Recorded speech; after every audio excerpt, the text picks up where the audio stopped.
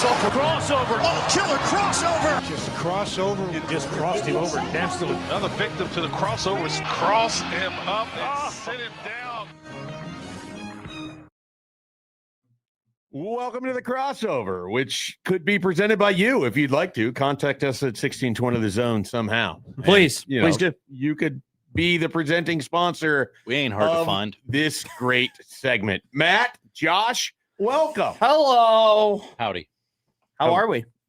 Sore. Better than Schaefer. Yeah. So first off, hi Nick. How are you? Hey, Great Matt. to. Well, apparently you're saying that we didn't know anything about each other. Yeah. I was like, Shane hey, was you trying to might start. know Matt. You're around the same age. You went to the same college. You're in similar profession, or were at one point in time. He's like, never heard of him. That's not true. That is not He true was at like, all. Matt McWho?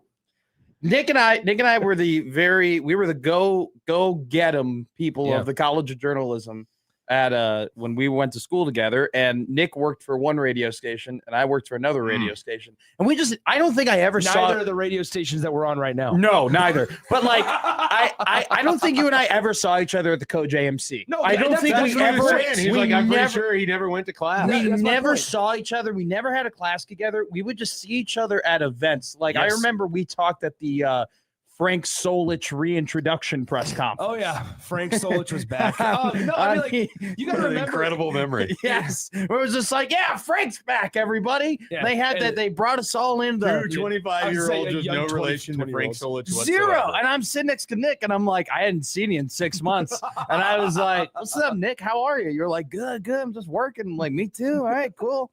That's it. I'm like, "This is crazy, isn't it?" It's like, yeah, Yeah, Frank Solich is back. It seems Yeah. like a big deal. yeah. We wouldn't know. It seems We like a wouldn't big know. deal. We were like, Let's see. When in 2004, I would have been 3 years old. I was 2. You know, like it was one of those things where it's just like we were like That was we've in high both. school. I was like, we've both been told it's an honor to be here. It doesn't feel like an honor, but like we're here, you know. And he was taking pictures, and I got an exclusive with Trev. I love this. Whoa! I got an exclusive with Why Trev did you get an exclusive, but my radio station didn't? because I pulled Trev to the side. I go, "Hey, Trev, come here, buddy." Did Come you re- point at Trev? I was like, "Hey, come here." And I was like, "Come to the principal's office. Come over here." Put him in a body bag. Did he come over to you? He did, and then And then everybody. your voice got really high No, pitched. all of the TV, all the I was- TV people were standing around. I think Lauren was there, and she was working Another for. person who knew a lot about Frank Solich. She was yes, she was. She was Maybe also. you should just do a podcast reviewing what happened before you were born. She was also told it was an honor to be there, but she also didn't know why. Yeah. And she was standing there, and I think she was looking at me, being like, "Why did this ass hat? Why is he getting the first crack at Trev right now?" And then so I interviewed him, Fair and question. then that was very fair question. So that was fun. And then a couple of basketball games I we was gonna saw say, each other yeah, at. yeah, you said something about Spaghetti Works, which we can get into. I in a had second. never heard of Spaghetti Works Yeah, before. I've and- never been, by the way. I think it's still a thing. Oh, it's in the Your old child market. would love it. It's Yeah. in the old market. It's still there. It's still around. Okay, good. I had never heard of it before, and I was like, "Hey, what are you doing this weekend?" And you were like, "Yeah, I'm going to take my girlfriend to Spaghetti Works." Yeah. And I was like, "What the hell is that?" And you're like, "Oh, it's like, it's a spaghetti place." Did you think it was like a spaghetti themed amusement I park? thought it was all you can eat spaghetti. Is immediately what I. was. Oh, is it? So Okay. okay. Now I got a lot of crap when I would tell people that, hey, I'm taking my girlfriend at the time. Now no, we're no longer together. I'm taking my You girlfriend. want to dive into that? Yeah, maybe Should we talk there's a about this? correlation Should we between talk you about no this? longer being together and you taking No, her to Spaghetti Works. That's my point. That's where I was going with this. It was not my decision to go to Spaghetti Works. Okay, Oh. fair enough. And so I always had to justify myself and defend myself because I wasn't, and nothing against Spaghetti Works. And Why are you so, going to defend yourself against spaghetti? well, because people are like, Nick, you can't take her to a true Italian place. And I'm like, well, Exactly Sorry. what I thought, but I wasn't good But enough no, friends here- with Nick to say it at the Here's thing, It time. was like Isn't that $8 a- for all you can eat spaghetti in the buffet. It was one of the few places Yeah, past 2020 that had a salad buffet. Sure. Couldn't you have just been like, yeah, we're in Nebraska. Yeah. Authentic Italian places aren't exactly growing on trees. I mean, there's 2 in downtown Lincoln, Napoli and Vincenzo's. I've never been to Napoli. Vincenzo's is great. I'm I gonna be love honest. Vincenzo. There's a new spot over at Village Point by my own new office. What now. is that? North Italia? North. I did Very see I it. actually good. have seen that. Let me tell you, they got some TVs there, and I almost stopped in at the bar. I'm telling you right now, literally my You do first. love Village They Point. got some TV. They had a whole line of the Oh, I TVs know what you're at the talking North about. They do have Italia bar. TVs. Oh, They yeah. got a lot It's of a really TVs. novel concept. Places that are serving food now have television. No, Is I'm this how they saying treat they you? were set up like a sport They bar. might even Mike. put in sports on them. I'm going to tell you this right now. One of my favorite bits. We're all radio guys. We like bits. One of my I'm favorite talking to the bits king of bits. is over No, to- I'm not the kid. here. Connor Happer's the king Connor's of the king. bits. Yeah, we all love bits. My favorite bit right now, and it very well might not be funny to you guys, is I walk into a sports bar, and if I'm with buddies, I go, oh, good, they got the game on. That's my favorite bit to say right now. You know what mine is? When my buddy misses a putt, I go, right club, though. That is good. I'm going to use that You one. can use that today. I go, right Any- club. Any of any shanked tee shots, it's got eyes. No, I go with it opens up over there. Like it'll be 40 yards into the woods. You Don't guys worry, it are opens up. It You're opens up. definitely in your peak 20s of golf. Oh, a million I percent. was remember playing- this era. I do. I It literally does go. not occur for me now, but it is kind of common. I go on Instagram to find like different sayings I can There's use. a guy that does it. Exactly. I follow him. Yes. I follow Look him. at us. We got And I'm probably got the like- same algorithms. Incredible. And I'm like, Lieutenant Dan didn't have the legs. Matt, we could have a lot of fun. We could have a lot of fun. We should. I think we did. We just become best friends. Oh my I god! mean, I feel like I feel like I'm watching like the sequel to Step Brothers here. That's what I got to. I mean, we got There's no to. parents involved, but you guys are going to end up rooming together. I'm at not some going to point. call him dad. Nick, I'm Matt, but you have to call me Nighthawk. All right. I'm not gonna call him Dad.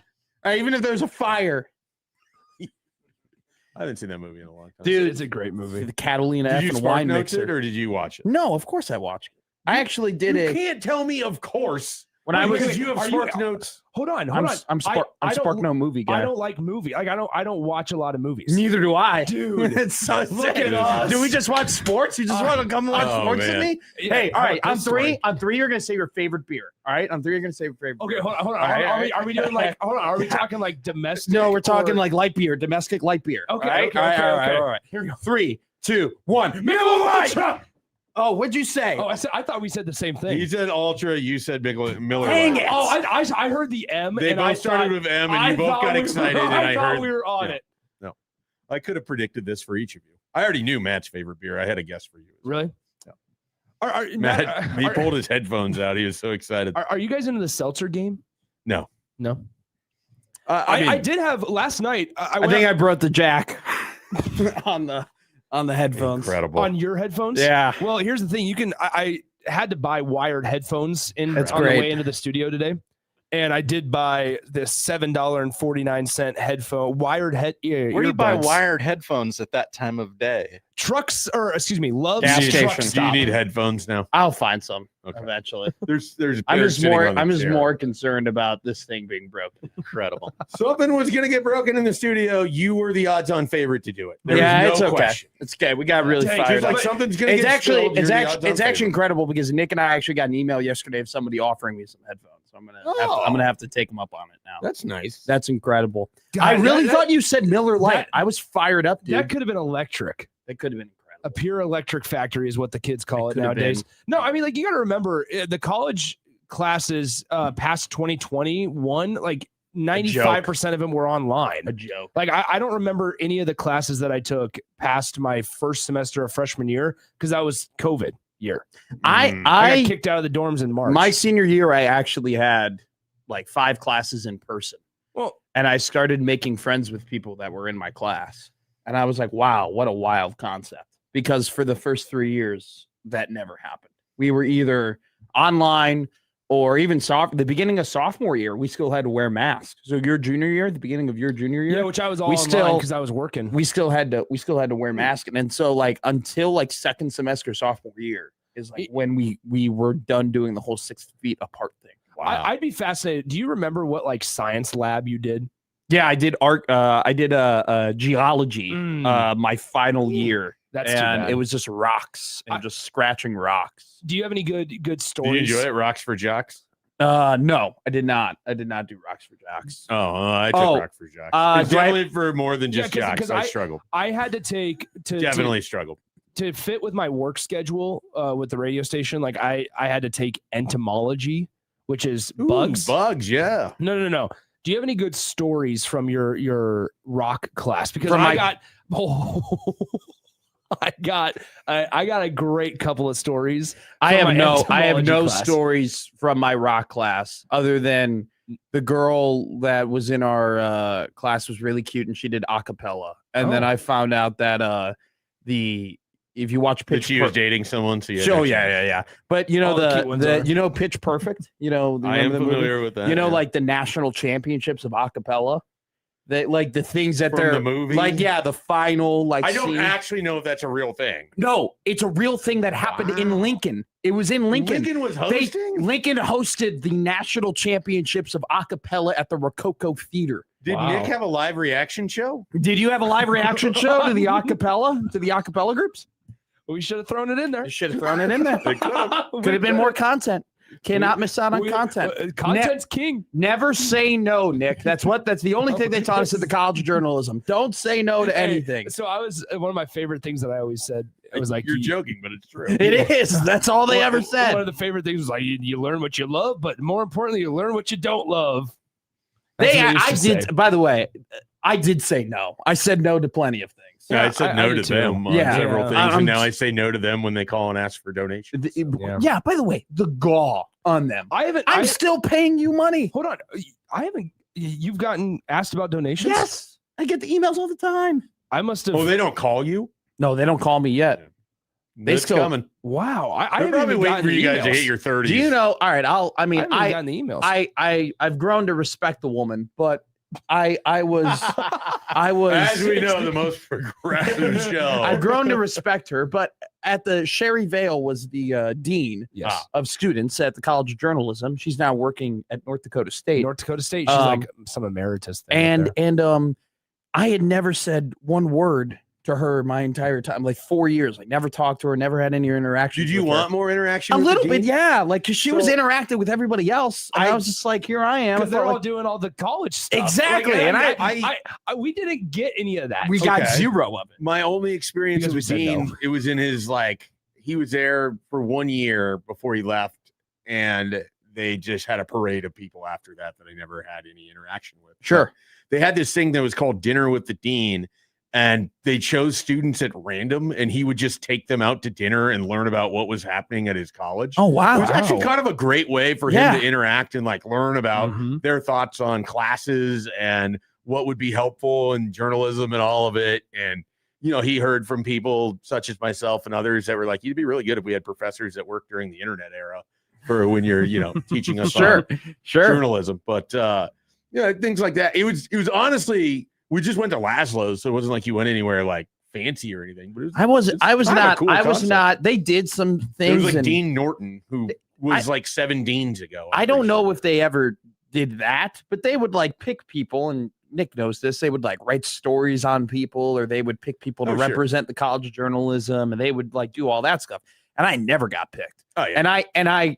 Yeah, you know me. Yeah, of course I got bitter about it. Of course I was like, what the hell? The only way to be I'm out here working. I'd like to be a part of this. You wouldn't be doing this if you weren't bitter by the fact that you got passed up on stuff. Seriously. So it is the greatest motivating factor of most people's professional career in media is being bitter about being passed up on. $1,000,000%. This is, the 1620 The Zone listener base is getting to know me a little bit. They already know Big Swim. He didn't realize his nickname was going to follow him from Lincoln, though. Big Swim. I didn't even introduce it, and people were all over it. And I don't know how he feels about it. It's fine. How do you feel about Big Swim? I don't really have an opinion on it. Big Swim's a good nickname. It is. Big Swim's pretty good. Who gave him the nickname? Who gave you Connor Happer? No. Who? Sipple. Steve Sipple. Yeah. He had So. Sipple asked me about my foot the other day because I heard it, and I was so I felt so good about myself. That he cared about you exactly. as a person? Yeah. He was like, how's your Are you worried that he doesn't care about you? Yeah, sometimes I worry that it's just he's like, another day, another interview, Just a transactional relationship. Exactly. Just a transactional I said yes to this kid. I got to keep doing it. That's what he tells his friends, but he wouldn't say that to your face. Well, the fact that he goes, hey, how's your foot? That meant a lot to me. My favorite thing about Sip. So I announced that I was leaving the radio station, and they, I got reaction or whatever. But then it was 3 weeks later. It was literally last weekend. I'm out in Gothenburg, and I get a tweet notification, and it's Sip going, hey, good luck with the future. He replied on the tweet 3 weeks later. And I sit there and I think to myself, so we know how the algorithm works. You either are scrolling down a long ways or you're actually looking at my profile. Yeah. And neither one makes me feel good about where Sip was at. So to finish the story real quick. Oh, Sip strikes me as a guy who, what's the, not the following, the other tab. For you. Oh, yeah. By the way, I'm all over the For You tab. I was gonna say, I've never switched it. Sorry to interrupt. I'm always on the For You tab. I'm on the For You right now. So I was bitter about getting passed up by Miss Sherry Vale, who did some very great things for the College of Journalism before she ended up. You don't leaving. have to, like, if you want to say things, just say it. Well, you know, she did do good things for us. Never interacted to me once. Never said a word to me. Right? She doesn't know you existed. Like Nick, prior to today, didn't know that you existed at the College of Journalism. I then get the job at ESPN. Sure. Okay, and then she sends me a personalized card, being like, "Hey, congrats," and then with her number on it. Whoa! What do you think I did? You threw it away. I was like, get out of here. I was so upset. Don't even just keep the bit going. Just be like, it's not a bit. Well, now I'm pissed that you got that. Oh, you're mad? I got a card? Yeah, I got a card with her. I haven't gotten anything. So you finally get acknowledged, and all you can think about is how you hadn't been acknowledged previously. 1,000,000%. And what did that motivate you to do? This work at 1620 zone. Here you are. That is absurd. Breaking your headphones, celebrating. I did Miller Lite. I thought he said Miller Lite. I didn't think it was a Michelob, man. The piece, yeah, the piece is in the thing. Is it still jammed in there? Yeah, I'll get it out. I'm not worried about it. I don't know. It's not the only thing I broke today. You almost spilled your drink. I did. Is that iced tea? No, it's an Americano. Black, no sugar, no cream. I see. Great. They didn't burn the bean today. Just walking chaos. Today I am. I'm fired up because Josh Odson's back. He is back. I saw him. He was sitting in a meeting, and I saw his shirt, and it made me laugh through the window. Thank you, Nick. Can you name all the dinosaurs on Josh's shirt? Not a chance. Were you a train kid, a space kid, or a dinosaur kid growing up? This is a great personality question. I was a trains and planes guy. Yeah. There's okay. Hold on. We planes is a good one. We can have a real bonding moment here. Yeah, go ahead. All four of us, really. Are you guys the type to track planes? No. The guy who's normally in that spot absolutely is. Really? I will be the type of person that when I'm outside and I see a plane, it makes me irrationally happy / excited. But I don't go look and see. I like planes. Planes are cool. All right, Josh. You see a plane in the sky. Josh, get the graphic going. I like planes. I like planes. I literally have. Some people like turtles. I like planes. I can't stand planes.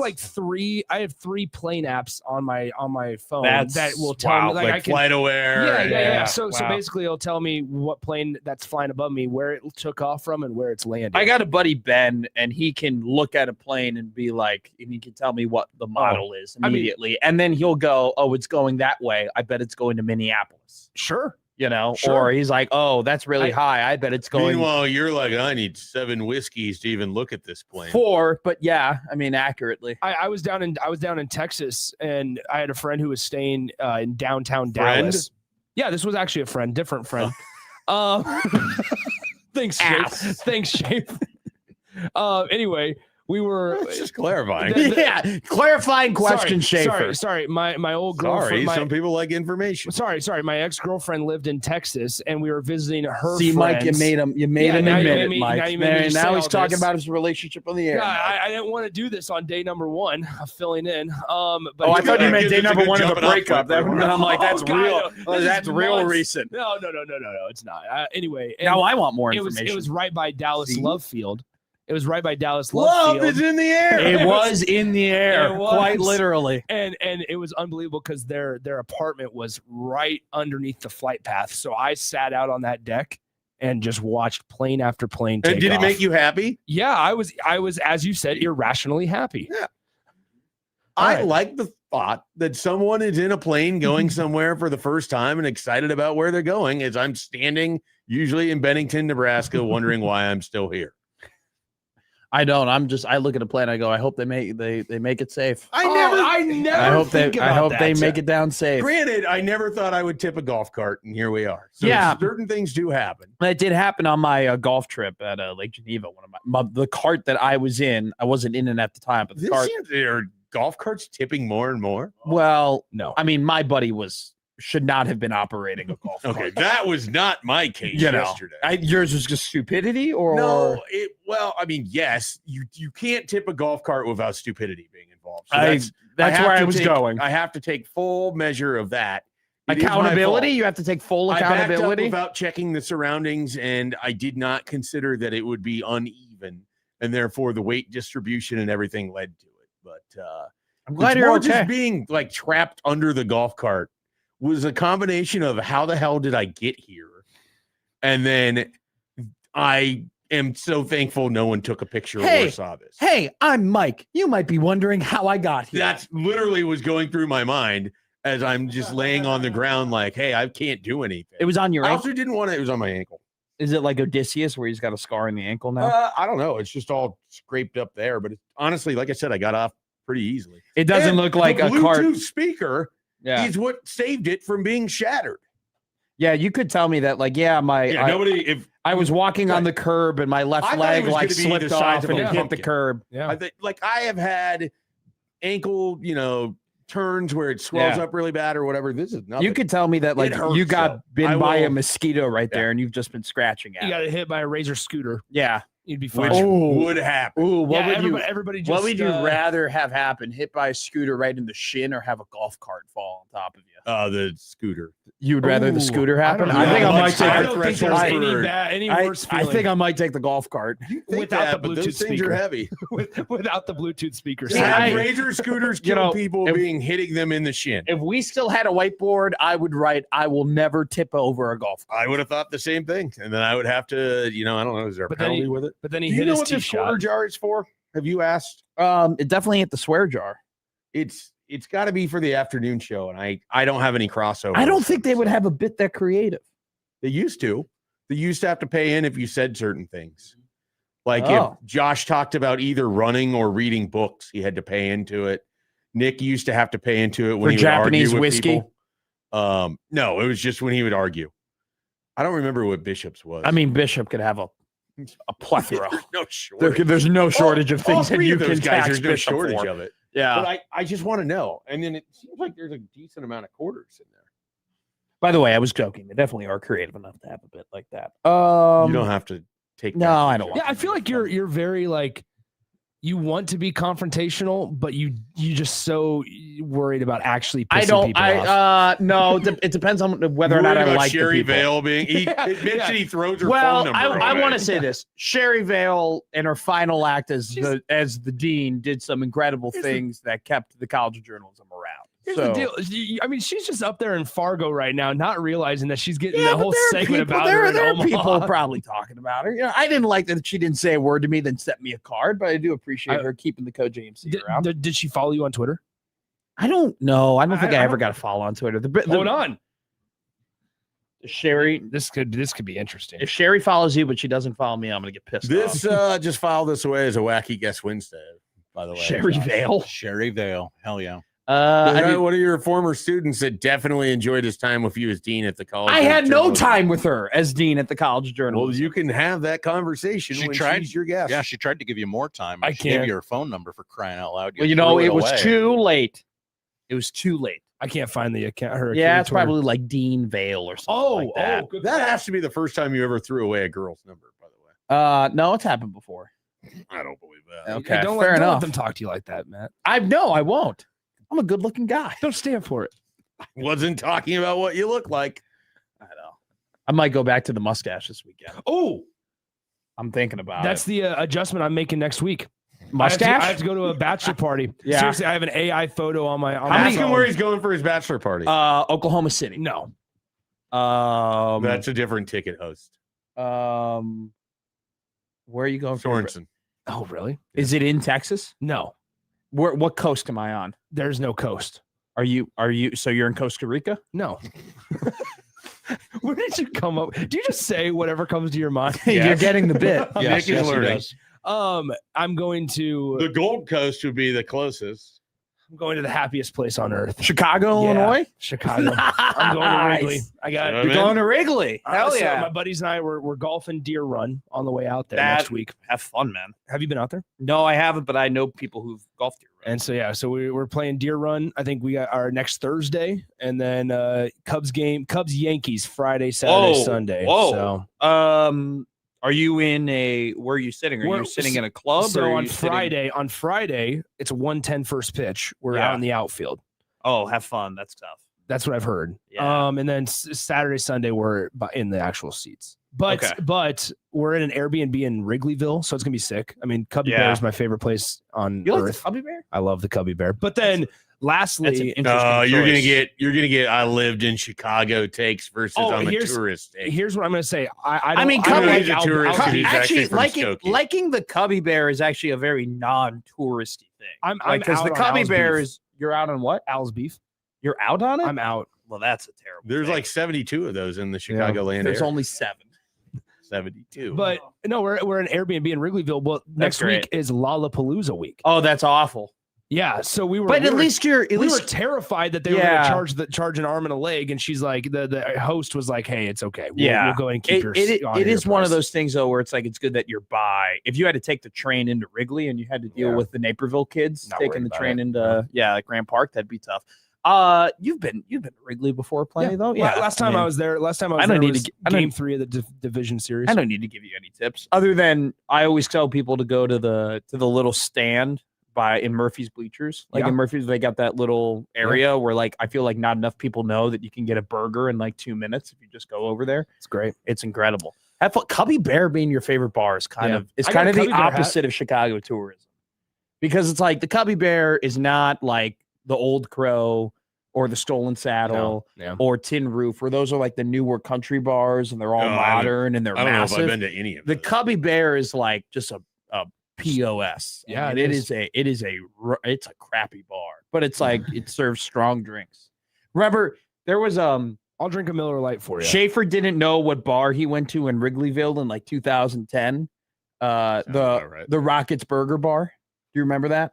No, I don't remember this conversation. At the College World Series. You're like, I went to this bar in Wrigleyville. It was like a burger bar with a long. Yeah, Yeah, okay. that's So he the goes, I random make-out went to this session, bar yeah. and I don't know what it was called. It was It was 2012. It was called like the Rockets, whatever. Or Sure. he was like, Started with an R, You that's all I remember. started with an R and had a long bar. And I go, we can find this out. So I called my dad. And I was like, hey, Schaefer's talking about a bar that's in Wrigleyville that started with an R that's got like a longer bar. My dad goes, all right, give me a second. And he hung up. And then a minute later, he called back and goes, it was called Rockets Burger Bar, closed in 2014. And I was like, okay, this is how it works. Did he call his brother? He called his best friend Andy. Okay, there we go. And I Andy forgot about picked- this. Yeah, that did happen. So funny. That's It's great. So funny. Do you All guys right. usually go to 1023? Yeah, typically. Nice. Yeah, Good wherever. time. Boys, this was fun. Great Yeah. time. See That you was the tomorrow. crossover. Middays with Matt. See you tomorrow. Nick. Nice to introduce you guys to each other. MWM coming up next.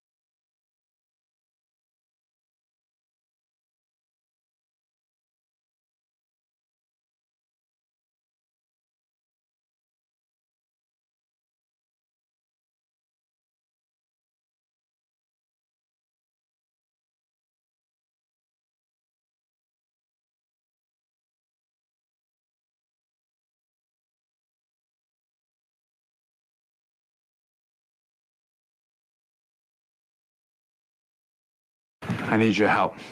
I can't tell you what it is. You can never ask me about it later, and we're gonna hurt some people. Whose car are we gonna take? I have a lot of things I want to get off my chest. That's an absolutely horse crap call. Make room for Daddy! But they are who we thought they were, and we let them off the hook. Chicago is.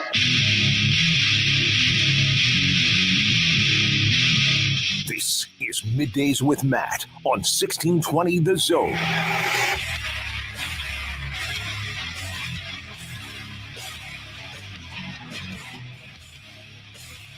feel like I'm playing an away game right now. It's the consequences of my actions, okay? They'll get you. They really will.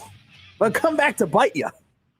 Middays Matt, live and rolling here on the 1620 Zone Radio Network. I broke my headphones talking to Nick Sainer. Because you're so excitable. Can I be honest with you? That guy's awesome. And I barely really knew him during like our college days. I had a great time with him. I feel bad I didn't formally introduce myself. Like I didn't walk over there and shake his hand. You think you need to introduce yourself? You are Josh Hodson. It's the first time we had. Boy, I hope it's the first time we've met. You need to treat yourself like Patty Kane. Just go up. Hey, Showtime. Nice to meet you. I should start doing that. It would be against type much. Start calling yourself Showtime. Showtime? Showtime. Hey, Showtime. By the way, Showtime back in Chicago. Yeah, what? I saw his name trending a couple days ago and never bothered to look at. He signed with the Hawks. He's back with the Blackhawks. Is this This is a big deal. He's going to return. He's going to play for the Chicago. This isn't like no. He signed a 2-year deal today. This isn't like, hey, I'm Ray Allen. I'm going to retire a Milwaukee Buck. No, he is back, baby. Okay. He is back. Kaner. I know. It's going to be great. When they retire his number, they're now going to have to put a second year under his banner. Chicago Blackhawks. And then under. Yeah. That's what this is the sicko brain I have. I'm like, now you have 2 dates on here. That's what they have with Jordan. That's an underrated part about Jordan's banner. He's got 84 to 93 and then 94 to 98. Or we don't talk about what happened in the middle. Or wait, 90, it'd be 95 to 98. Or whatever. I literally just refreshed my timeline. Oh, go ahead, please. There's a reason they call him Showtime. Get ready for more Patrick Kane highlights in a Blackhawks uniform. Probably not. They are going to win a lot of shootouts next year, though, which is great because they lost a lot of games in overtime. But that is it. That is it for Chicago Blackhawk talk. Okay, my third Chicago hockey hero is back on my hometown team. Very excited about it. But we will not be talking about the Chicago Blackhawks because they're not your hometown team. Your hometown team. There's a plethora of teams. The Creighton Blue Jays, the Omaha Mavericks. End of list. No, Josh Hodson. Hometown teams. I guess technically, yes. The Omaha Storm Chasers. We could talk about the Storm Chasers. We talk about them bi-weekly with their president, Marty Cordero. Union Omaha. Which I might be making my return to a Storm Chasers game next week. Yes, you will. We have a show there on Wednesday. Oh, well, like I was going to say for other reasons as well, but you are correct. Yeah, we do have a show there on Wednesday, July 29th. I cannot wait. It should be a very good time. We're going to have a good time today. You got my text this morning at, I believe, 8:04. I texted you all of the things I want to talk about today. And then did you read the text under my initial text? You know what I'm referring to? There's so many. Well, you never respond to them, Josh. I'll find a non-football segment somewhere. I don't know. That's going to be my challenge today. Okay. I mean, that's good. The audience wants football. They're hungry for it. I have so much football to talk about. Lane Kiffin said we're all going to die one day. I got a lot of questions about this. I've done zero prep. Wouldn't be the first host I've been with to do that. He said a lot. It's Kiff Day. It's Lane Day. Everybody knows that this is the day that we were hoping for, we were looking up to, that we were very excited about. And now, after Greg Sankey's comment of seceding from the NCAA, and then Heather Dinich and others going, this is for real. Yeah, shut up. It's not for real. Okay. I still think, though, you don't want to go down the path where you're like, do it. I wouldn't call them on their bluff. I would not call them on their bluff. But because like the South is constantly seceding they from are. the Union, It's one and of it their always fails. It's one of their favorite things to do. It is. Now, it's can I tell you? So there are a lot of really good arguments as to why. First off, I just think that there are way too many hoops to jump through. I once again wouldn't tempt them. I wouldn't say, what you gonna do, bro? There's a lot of overhead. There's so much overhead. The one thing, though, is that people like keep trying to tell you that like no one would care about SEC football other than people in the South. Oh, that is not true. I don't believe that for a second. People would watch. It would work. It would work. I like people like you on ESPN are like, you think anybody would care outside of the South if the SEC had their own league? I would. You wouldn't watch that?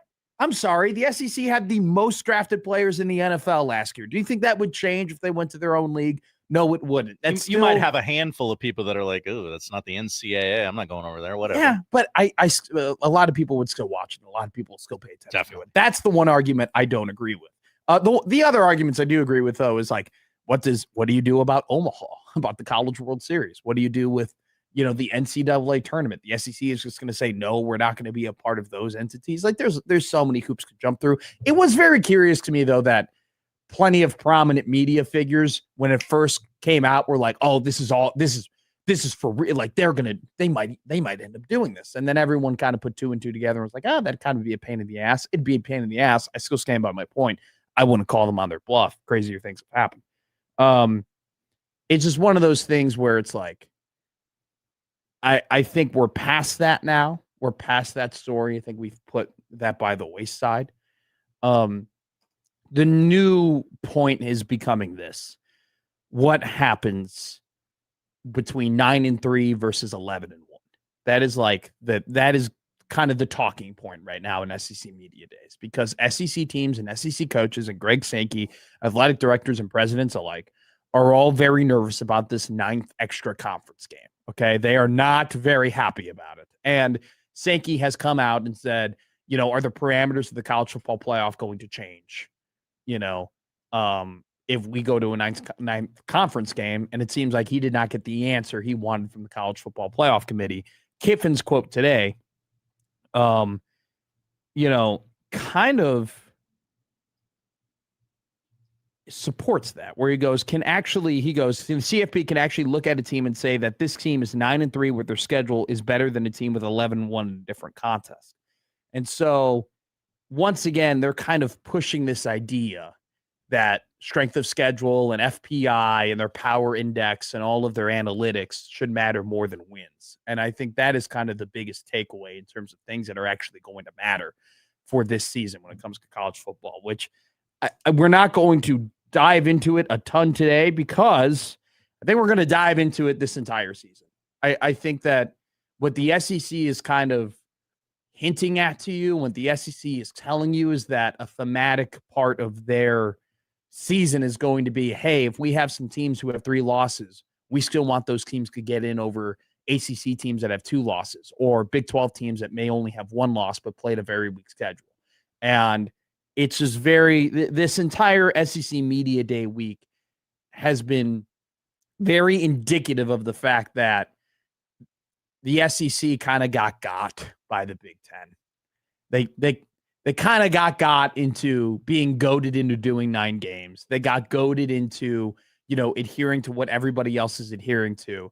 And now the parameters aren't changing because of that. And they're very upset about it. I think that there's these big headlines about the SEC is going to leave the NCAA and Greg Sankey, he's not bluffing and this and that. And like, that's what people might take away as the main point from this. I'm telling you, that's just kind of, it's at this point pie in the sky. What really matters and what you really should take away from SEC Media Days is that conference is pissed they got to play an extra conference game. And that conference, up to this point, have been told wins still matter. Okay, that 11-win teams and 10-win teams, regardless of the analytics, are going to have advantage over 9-win teams. And they are upset. And they are having their commissioner and all of their very influential figures tell you how it doesn't make sense to them in order to push this propaganda so they can get more teams in the playoff. At this point, I'm not going to have an opinion on whether they're right or wrong until we actually get to resume time. Okay? Like we can play all these hypotheticals you want, but I'm not going to paint myself, and I don't think people should paint themselves into corners about hypothetical opinions in terms of you don't even know what the resumes look like yet. You know, I'll give you my opinion on whether or not a 3-loss team should get into the college football playoff when we see what that 3-loss team's resume actually looks like. I think it's a massive mistake for people to just start planting flags and saying, hey, X-win teams should get over X-win teams. You don't know what it looks like. You don't have the table is not set in front of you. You can't tell me whether or not you like the dinner yet. You know, like it's one of those things where it's like, you know, I think people are going to walk away maybe with the wrong point from SEC Media Days. I still don't doubt, though, by the way, like, I think the opinion, your opinion is held by many people in terms of this is crazy. They're not going to break away from the NCAA. I don't doubt they're looking into it, though. I don't doubt for a single solitary second that they have sat down and spent the time saying, okay, what would it actually look like? Because you can, you know, say, I can say whatever I want about what the main takeaway should be and what it shouldn't be. The overarching theme, though, is that they ain't happy. They ain't happy. Nothing the SEC has said, nothing the SEC has communicated, nothing the SEC has put out there during their media days tells you that they are appeased with what is going on currently with the NCAA. And that is another big takeaway. It'll be interesting to see what the tone is from the Big Ten. It'll be very, very interesting to see what the tone is from the Big Ten, because the ACC, nobody really gave a crap about their media days, you know. And then, you know, during the Big 12 media days, what was their main theme? Their main theme was spending money on teams, right? The Big 12, you had Texas Tech, you had these other big teams saying, hey, we want more money to be put in our football teams. We had coaches saying that we need to take into account how much money teams are putting into their team when we make decisions for college football playoff, right? The theme of Big 12 media days was we need more teams in the Big 12 to invest in their football rosters. The theme from SEC media days is we're pissed off at the NCAA and we're nervous about how the college football playoff committee is going to judge us. I'm very curious to see what the theme of the Big Ten is going to be next week. If I had to guess, I think the Big Ten Media Day theme will be the 2014 college football playoff. That's what I think it'll be. I think that you're going to hear a lot of quotes from Big Ten coaches saying, oh, we want more games to matter in November, and we want, you know, more teams to have a shot to contend at the end of the season. And, you know, adding more teams puts more stakes into every game. Unless you're Michigan or Ohio State or Oregon, where if you did a 2014 college football playoff, their spots would more than likely be locked in week 9 or week 10. All those, they're going to, you know, if that's their argument for that, oh, more games are going to matter. Yeah, more games will matter for the middle teams. More games will matter for Minnesota. More games are going to matter for Nebraska. More games are going to matter for currently where they are right now, Wisconsin. More games will matter for Iowa. I have a lot of respect for the Iowa football program. They haven't made a 12-team college football playoff yet, you know? And so until they do, you got to put them in that tier. Even though that one thing that did piss me off this week, we were doing the whole, once again, we sparked up the whole, if all of the SEC teams played all of the Big Ten teams, what would happen? And people started picking LSU to beat Iowa. Can I, if you're picking LSU last year to beat Iowa last year, you're not a ball knower. You didn't watch football. You don't know what's going on. Iowa football last year was so good. Okay.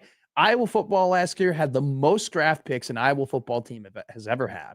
Their special teams had the Jet Award winner on there, led by LeVar Woods, who's one of the best, if not the best special teams coordinator in the country. On top of that, they had the Joe Moore award-winning offensive line. They had a defense that was absolutely incredible. They should have beaten USC.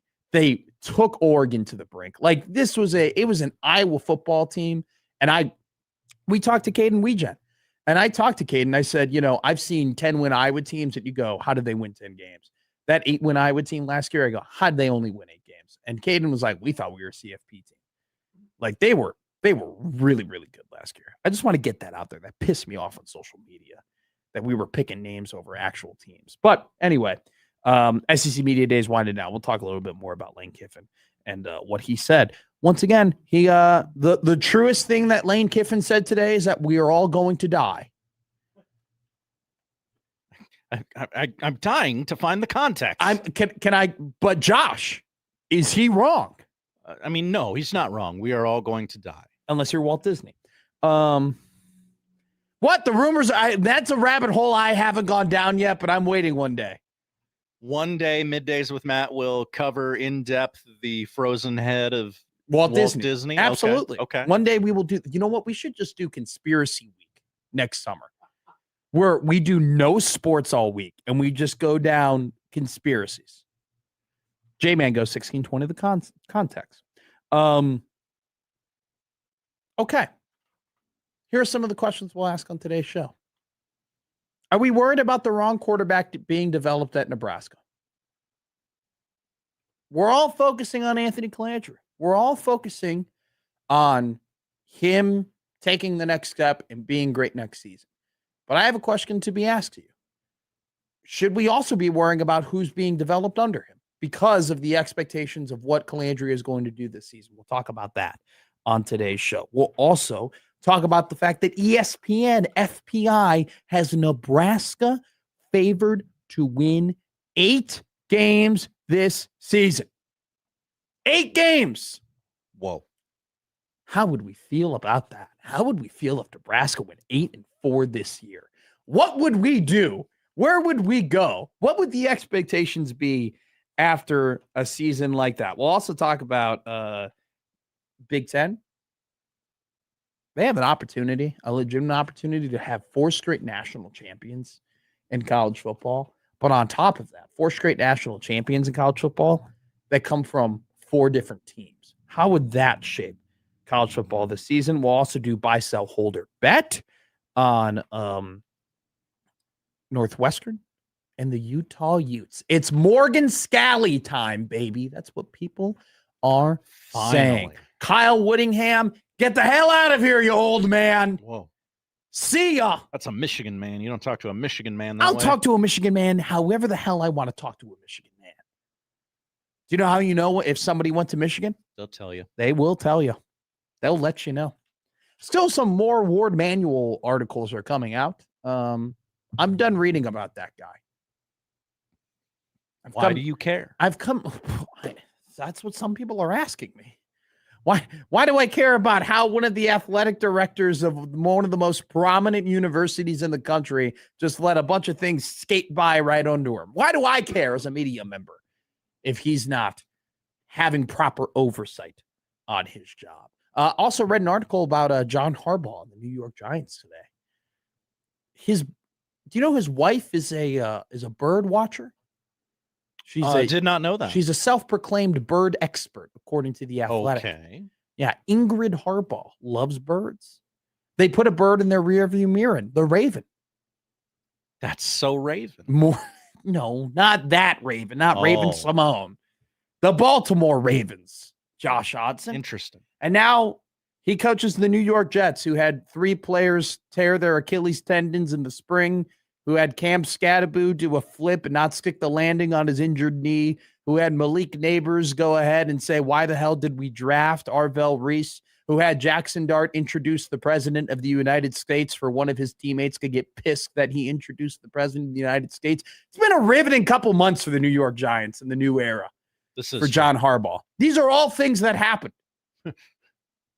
Bill Parcells said, I don't want a celebrity quarterback. I want a quarterback in the battlefield. I don't think the Giants have that. I don't think they have that in the slightest. So we'll talk about a lot of football today, and we'll touch a little on college basketball. We'll touch a little bit on the NBA. We'll hit our high points. Congratulations to Dr. Tom Osborne in the Nebraska Hall of Fame. Breaking precedent. We'll talk about that later in the show as well. Here on Middays with Matt, we have an incredible show for you today. Bad Bunny is here. Oh my God, what a get. People are going to be so happy about that on 1620 The Zone.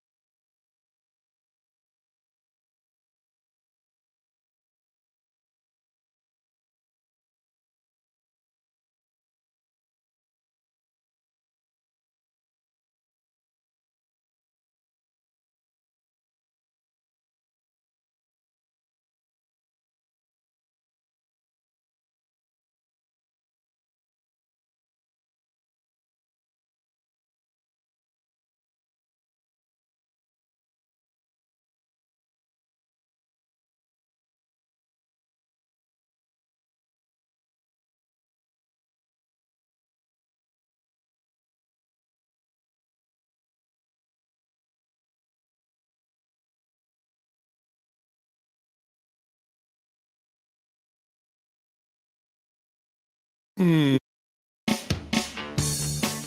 back to Middays with Matt on 1620 The Zone.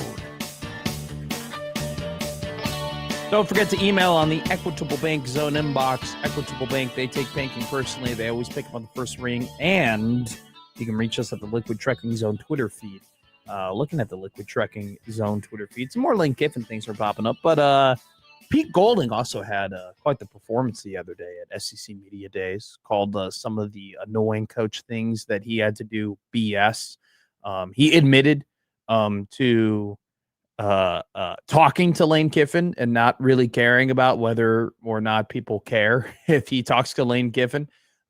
He said at one point they will care in Oxford. He also talked about, now remember the drama between Clemson and Ole Miss, right? Dabo kind of exposed the fact that Pete Golding and Ole Miss were trying to take a linebacker away from Clemson, even though that Clemson linebacker was already on a signed contract. The reports are is that Golding sent him like a picture of $1 million contract, and it was a whole thing. And so this has been an ongoing kind of like C-tier story for college football in terms of Ole Miss being caught for tampering. And we are kind of waiting to see whether or not there are going to be pretty severe punishments. Don't forget, Iowa, remember, they admitted to tampering, right? It seemed like a pretty small potatoes type thing, and they got hit on the wrist pretty hard from the NCAA in terms of that punishment. So it'll be interesting to see if anything comes from that, because currently the tampering between Ole Miss and Clemson is under investigation from the NCAA. Golding talking about the tampering investigation at SEC Media Day said, quote, "Let's not act like recruiting in college football for the last 100 years is the most moral thing that's ever existed. What are we talking about here?" So I kind of like this guy. I kind of love this guy. This guy's awesome. He's just like, he at one point said, I have to do all this BS head coaching stuff that I don't like to do. Like he kind of just says it. His quarterback, Trinidad Chambliss, called him, quote, a character. Golding then actually kind of gave an interesting quote about the tampering. He goes, "Would you quit your job before interviewing for another job or being offered another job? No. Nobody would, right? But we have a portal that you can go into with a do not contact designation. I'm going to quit my job where I'm getting paid, and I'm going to go in and saying I need a new job, but nobody can call me to interview. What have we created?" It's actually a pretty smart thing. That's why I kind of like this guy. Like, he's an ass, and he's just like, what are we doing here, guys? But then he actually gives you a pretty, educated answer where he's like, the system in itself is already kind of broken, and these are the reasons why. So, it's one of those things where I think... Is he just running the Lane Kiffin playbook? A little bit, yeah, but he's doing it in so much more of a lovable way. Yeah. Like, Pete Golding isn't going to tell you how he does Pilates now and he's off of social media and that, there was toxic things happening in his life and his feng shui has allowed him to eliminate it. I'm done hooking up. Yeah. He just does it. Yeah. Deal with it. Yeah. Whatever. I like beer. This is me. This is who I am. So, Pete Golding probably emerging as one of the better characters of SEC Media Days, and Lane Kiffin not too far behind him. Saying that we're all going to die, which is probably the most correct thing that Lane Kiffin has said in his career. We still haven't found the context on that, by the way. He's eliminated social media in his life. Oh, you'll be back, Lane. Here's the thing. I feel like that is like everybody's does that at one point. They go, I'm off the apps. I'm off that stuff. I'm off Instagram. I'm off Twitter. And they always say the same thing.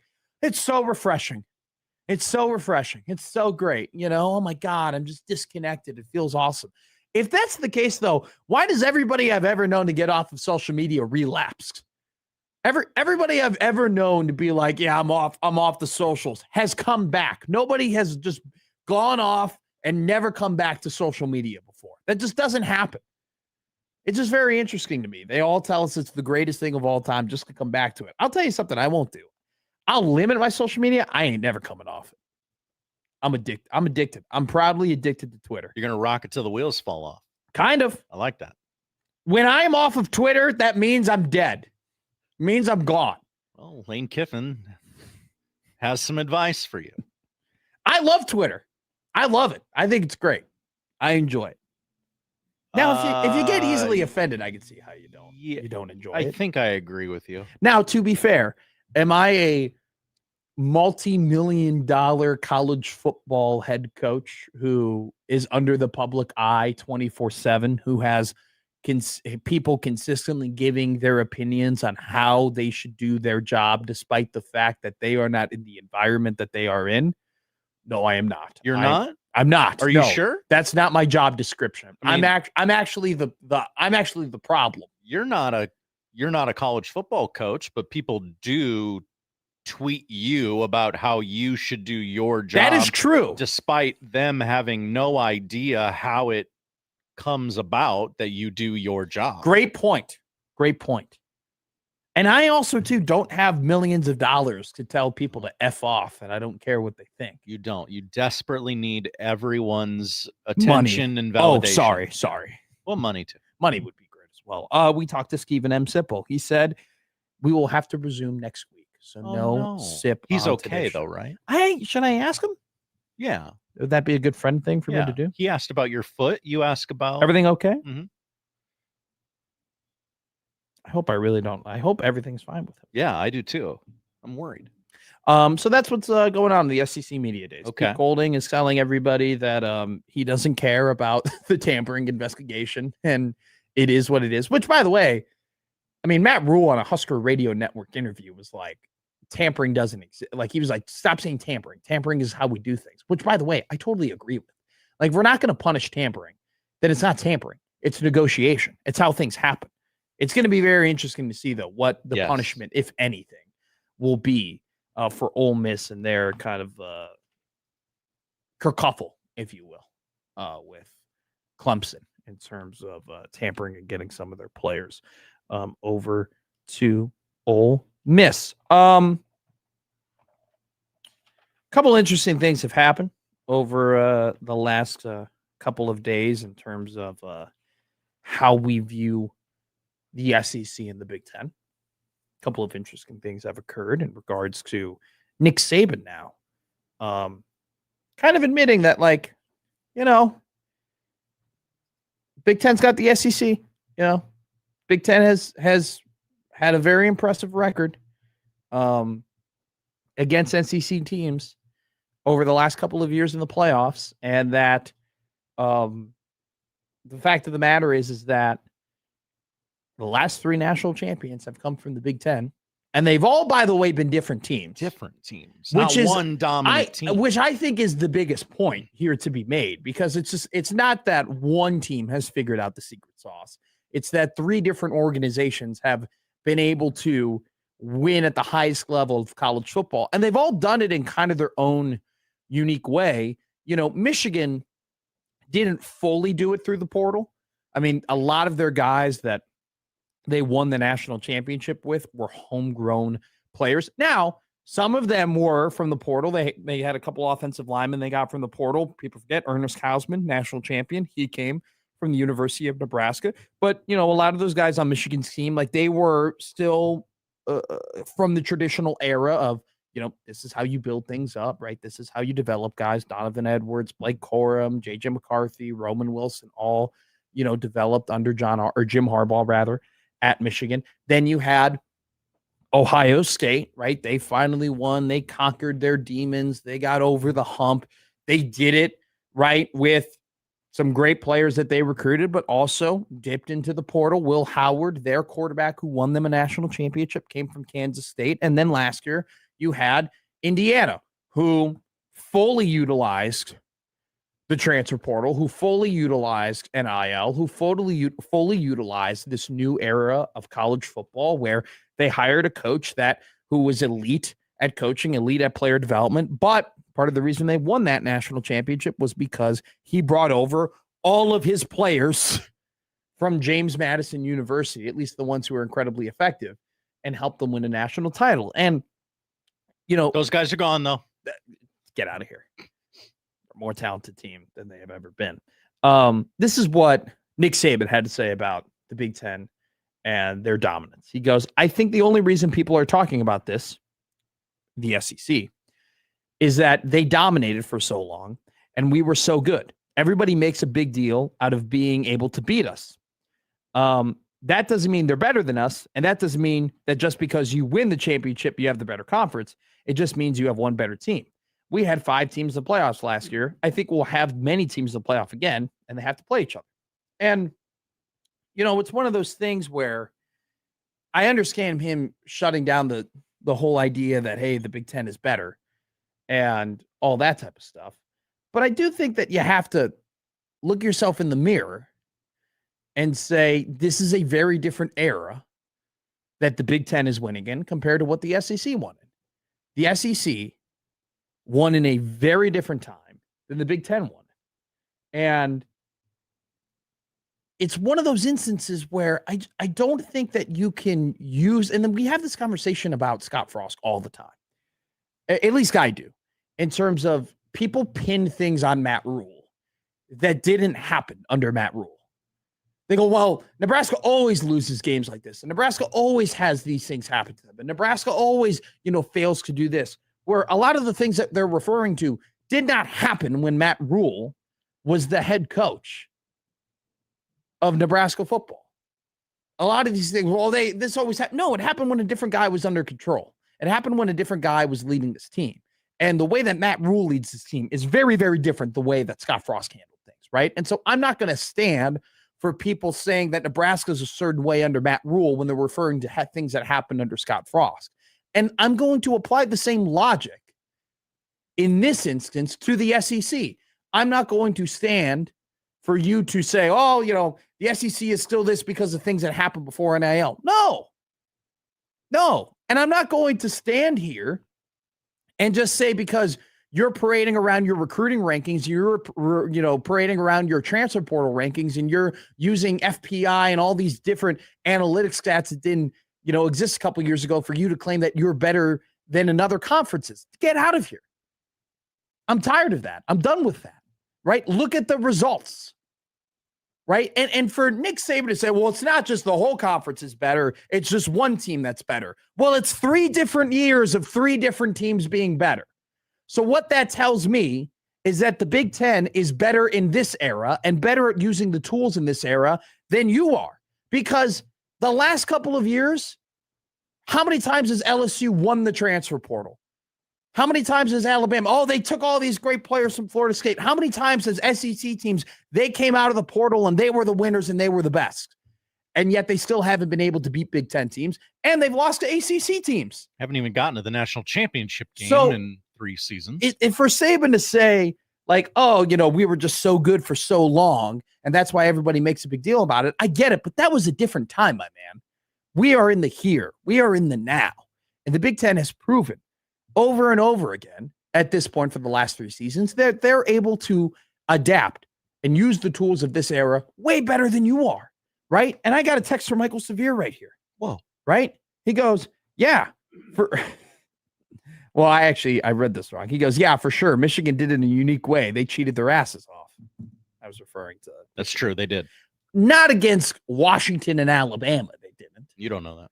I do know that. Oh, you do? I do. Okay. They couldn't steal their signs. They didn't know that they were going to play those teams. But I'm just saying, it's just like, I just can't understand anybody standing up here and saying and looking at the SEC has a 1-5 record against Big Ten and ACC teams in college football playoff games. Okay.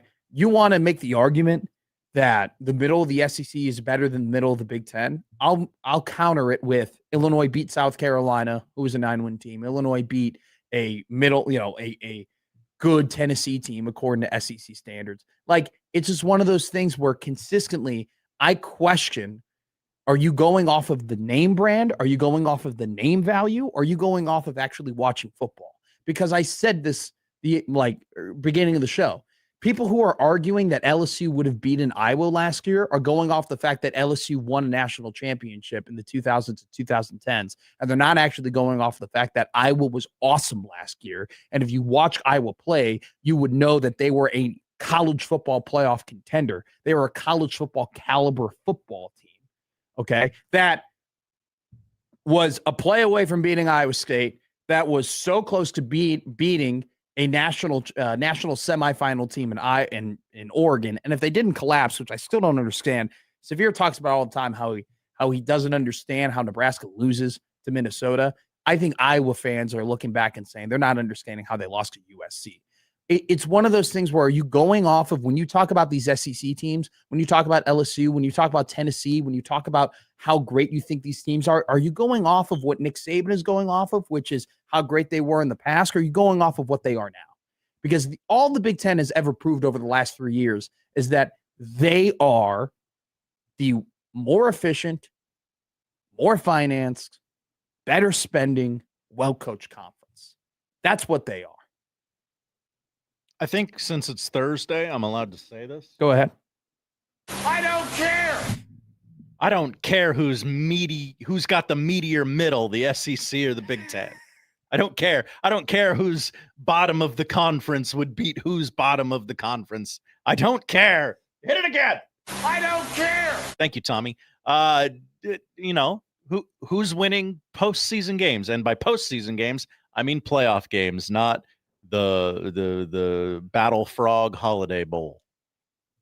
I don't understand also too that just means you have one better team. What? You guys can't even get to the final dance. Yeah. You guys can't even get to the game. What do you mean you only have one better team? That makes no sense to me. Our eighth team in the conference is better than your eighth team in the conference. What the hell does that mean? That's nothing. I don't get it. I really just don't understand the denial of the fact that the Big Ten in a very different era has been able to use the new constructs of college football way more efficient than the SEC. Money. The SEC has not been good at spending money the last couple of years. Texas was the number one team in the country last year. They didn't make the college football playoff. Okay? They did not. Do you know who had one of the best recruiting classes in all of college football last year? LSU. They fired their coach halfway through the season. Okay? There have been so many cases and points of the SEC coming down and during the transfer portal cycle, putting the you-know-what on the table, saying, look at all the things that we're spending, look at all the people that we're grabbing, and then go out and have an underwhelming football season. That has happened the last couple of years. Okay? Do you know who spent their money incredibly efficiently? Indiana. They spent their money incredibly efficiently by hiring Kurt Cignetti. And they didn't nearly, when we talk about Indiana's roster when it comes to the NIL, they didn't spend nearly as much money as your Texas Techs. They didn't spend nearly as much money as your Oregons. They didn't spend nearly as much money as your Ohio States. You want to say what you want about Ohio State having the first $20 million, $30 million roster? Yeah, they won a national championship. It worked, right? It worked. So, and the same thing can be said about the Big Ten and the Big 12, right?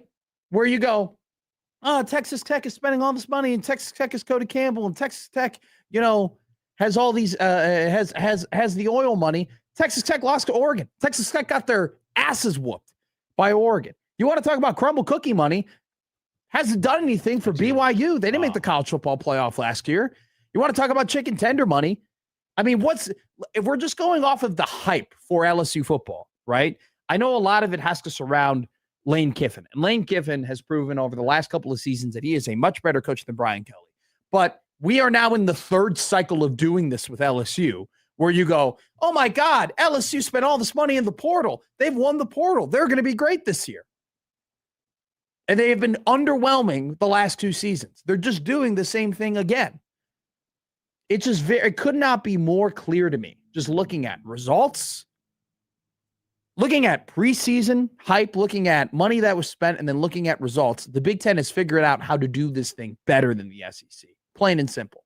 And you go ahead and you look at the top spending teams in NIL, right? There's indexes for this stuff. There are websites that will tell you, hey, here are the top teams that are spending in NIL. Most of the top teams are SEC teams, and yet they're not winning the national championship.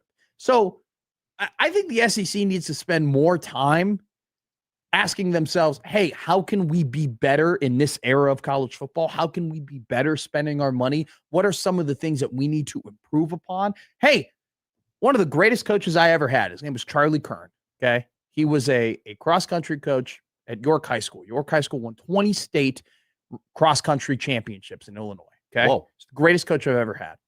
He told me, Matt, steal like an artist. Steal like an artist. You just take things that people do and make them yours and make them better. And not just, I'm not saying stealing content, but stealing routines, right? Stealing models, stealing just learn, adjust, learn, adjust.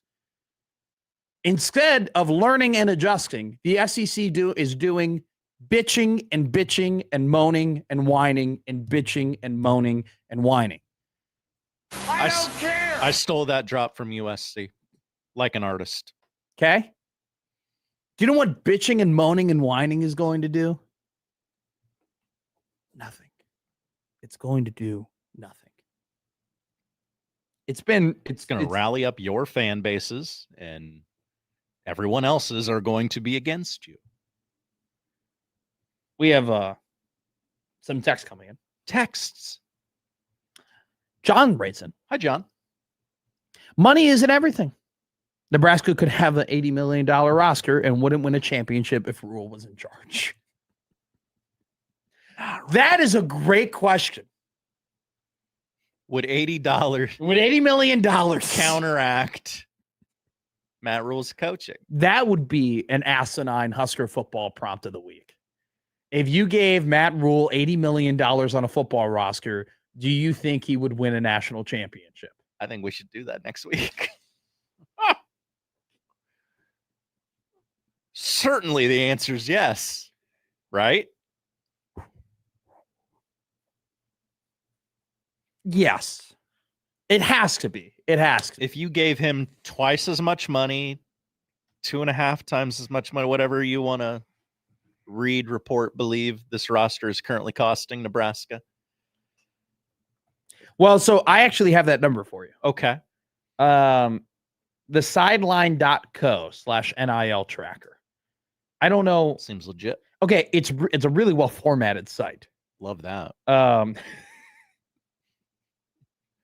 the way, the top 5 teams in NIL spending: SEC number 1, SEC number 2, SEC number 5. I hope it works out for them. Me too. They got some good teams down there. According to the sideline.co/NIL tracker, Nebraska is spending $33.5 million on their roster. Okay. It ranks 32nd in the country. One in front of West Virginia and behind Wisconsin. Now, I will say, these are kind of like player NIL value markets. So it's like their estimates kind of based on what they're making. I remember reading an On3 article I think like a month ago, where it put Nebraska in the $29.5 million range. So if you're kind of using those two different numbers, like you're kind of in the same area. So if you were to give him $80 million, it would be, according to this site, $15 million more than Texas is spending on their roster, or more, $15 million more than what's Texas's roster is valued at. If you gave Matt Rule a $15 million head start on Texas, would they win a national championship? And basically, and by the way, I don't know what the average is. I don't know the what average roster. The average roster. I don't know. The median roster, which is the meaty middle, is $24.1 million. That's the 68th place. So if you gave him $56 million above the median, would he win a national? Or 56 million. Would he win a national? Could an $80 million roster amass such a great fourth quarter lead that it didn't matter when Matt Rule called timeouts? Or sorry, third quarter lead. It is kind of a crazy thing to think about. And it just, in theory, it would take you $80 million to just win potentially win a national championship. I know it doesn't work that way. You can't just give $80 million. You got to do it hey, don't we love it when we say new and creative ways, and it's really just money laundering? I'm excited about that. You gotta find a way to launder the money to the athletes. Yeah. New and creative ways. Doug in Idaho goes, would they have an OT game?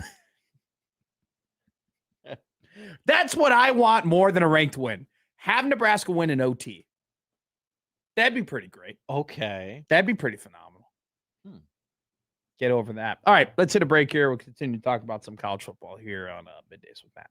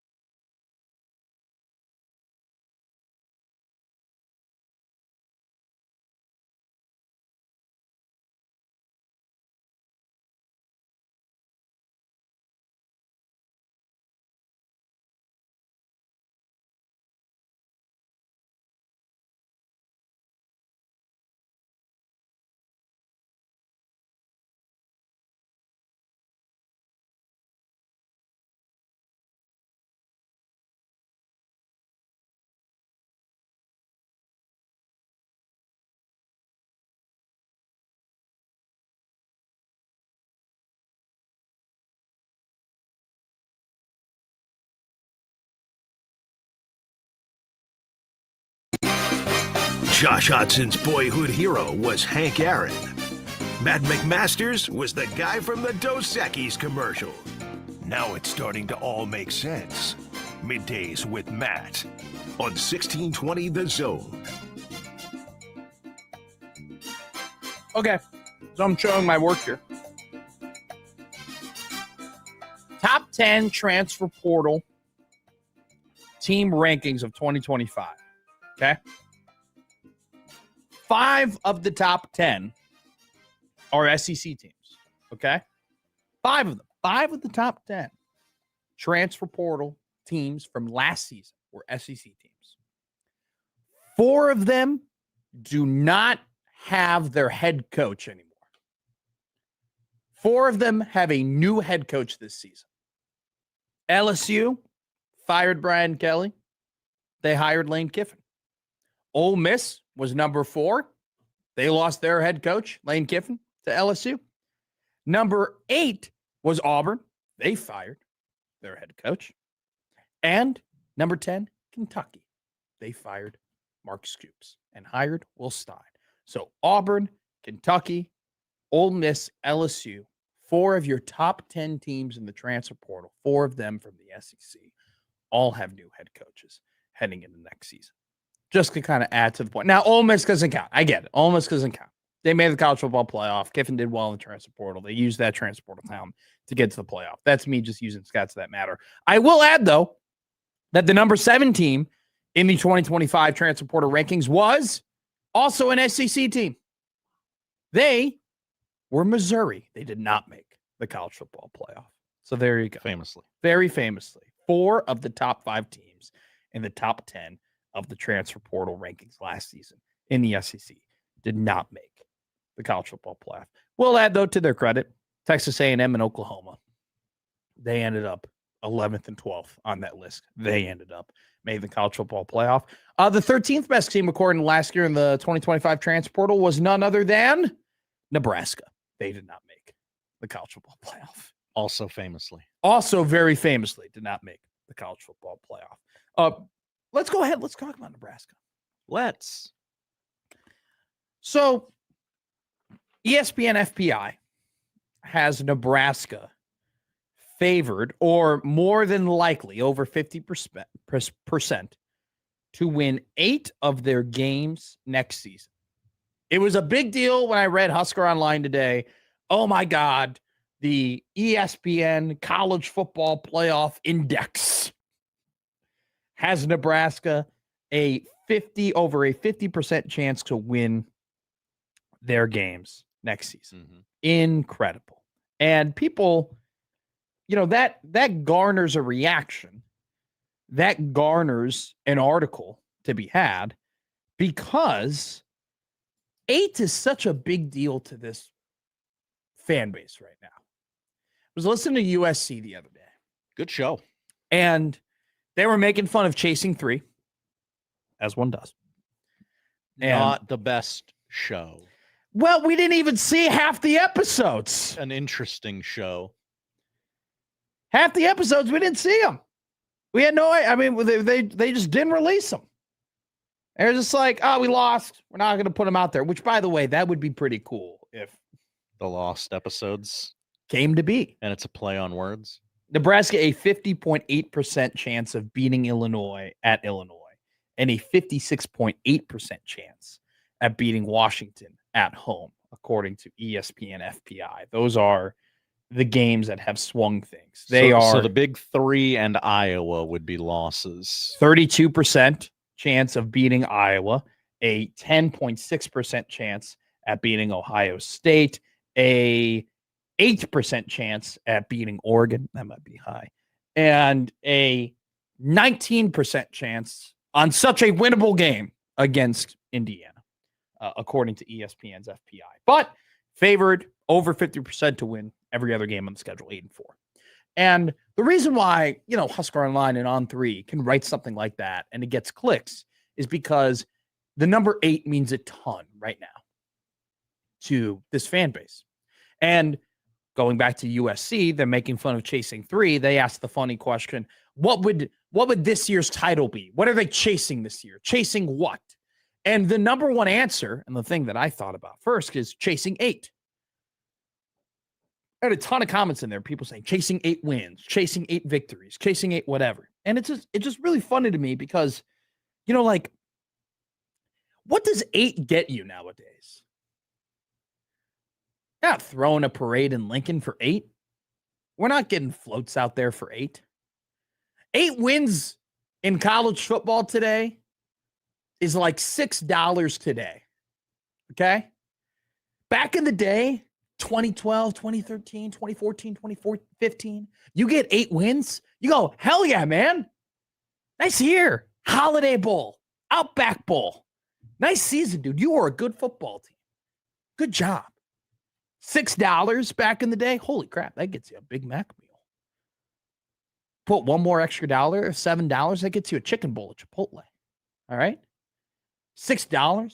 You can get a 2 cheeseburger meals and a large drink. You can go to Chick-fil-A with $6 back in 2013, and you can get yourself a deluxe sandwich and a large lemonade. $6 was the thing back then. You could do a real meal with $6 back in the day. You could really, really promote progress. Could really hang your hat on 8 wins in college football back in the day. What does $6 get you now?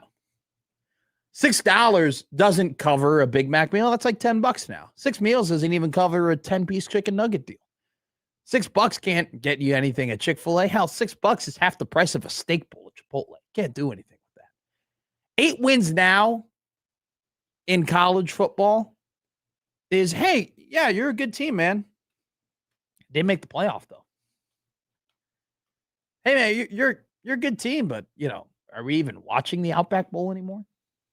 Do you even care about the Tax Slayer Capital One Bowl anymore? This is kind of one of those things where it's just like, after you win 8, like 8, everybody's so fixated on 8. But what do we do? Okay, let's throw it out there. Let's say Nebraska does everything FPI says they're going to do, right? Say they win 8 games. They go 8-4, okay? Great. Hell yeah. I'm not complaining. I'd be very happy about it. Hey, Nebraska's made progress. Nebraska's a good team. But where do you go after that? Like, what do you just say? Hey, 9 win. Now you got to win 9 games. Like, is it just all of a sudden you go, hey, great, you did that, and you go to the next thing? Like, I'm asking questions here. What is the next progression? Do we go if Nebraska wins 8 games this year, and then 2027 they win 8 games again? They go back to back 8-win seasons. What do we say? Do we go, well, you didn't make progress? Or do we go, hallelujah, you're a good team, you won 8 games again? I'm just throwing it out there. Like, I this obsession over 8, I totally get it. I totally understand. 8 means you're a good team. And Nebraska hasn't won that number in over 10 years. I totally understand. I'm not poo-pooing anything if they were to do it. I just want to know, where do you go after? Where do you go after? I'm not doubting what the accomplishment of 8 wins this season would be. 8 wins this season would be a hell of an accomplishment. I'm just saying, what's the next step? Do we immediately just move on and say, okay, be better? Do we just move the goalposts once again? I think if they were to win 8 games this season, yeah, we would. If Nebraska were to win 8 games this season, like, I think the conversation would be, all right, what is the realistic expectations and the realistic goals of Nebraska football moving forward? If you won 8, it would very quickly flip to, okay, now make the playoff. Right? Yeah. I mean, it's one of those things where it's a very big hang up that people have on a number that people accomplish a lot. We'd be ecstatic for 8, right? I'd be very happy with 8. Yeah. I'm just saying, what is the next progress after? Like, what is the next jump after that?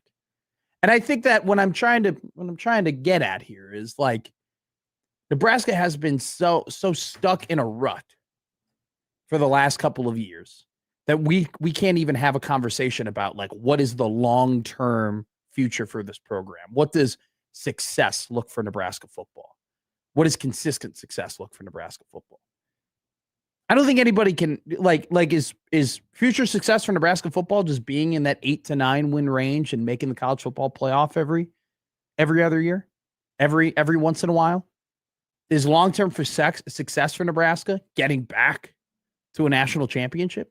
Are we just going to keep moving the goalposts? I just think that there does become a point where your floor raises to where, like, okay, you can't go my main question this. is that people are very hung up on the number 8, and that's fine. But what is the next hang up after that? What is the next progression of that? It'd be the playoff, I think. But then, is it unfair? Let's say Nebraska wins 8 games 3 years in a row, right? What portion of the fan base goes, hallelujah, thank God, this is great. It's a good, watchable product. And what part of the fan base goes, well, you haven't made progress in 3 seasons? What part of the fan base goes, all right, now make the next step? And I think it'll be, and I'm now very much into the future here, but it's like, it's July, you're allowed. I'm allowed. It's just, I don't know, like, what the progression of expectations are for this program is. Like, we have been so fixated on getting back to being a serviceable product. There has been such an emphasis on just get back to 8 because it means you're a good team, because it means that you have a good product. What does that mean? Where do we go after that? Because, look, according to FPI, Nebraska got a pretty good shot to win 8 games this year. Isn't that not what that says? They're over a 50% chance at winning 8 games this season. It's just something I think about in terms of, like, we have been so focused on getting back to being not terrible that it's like when you finally do hit that mark, is it just as simple as moving the goalposts once again and just being like, all right, you got to 8, get to 9. And is that fair? Is that fair to be like, all right, you did what we wanted you to do. Mm-hmm. Now you got to do, I don't know. It's just questions I'm asking. It's things I'm putting out there. You know, there's 2 ways to get better. There's 2 ways to progress. One is the Indiana fast track, which Matt Rule has said, that's not the way we're going to do it here. It's going to be incremental, and 8 would be incremental, right? 8 would be incremental. 5, 6, 7, 8. I just don't know if everything that they've had to take a long road. Like, they had a lot of things to fix up when they first got here. I think there is an honest question to be asked. Is it fair to just say, okay, hey, great, you won 8. Now go win 9. Now go to the college football playoff. Now take this next step. And if you don't do that, then we're all going to be pissed off about it. You know? It's conversations that we're having in July that I hope that we end up having in December and January.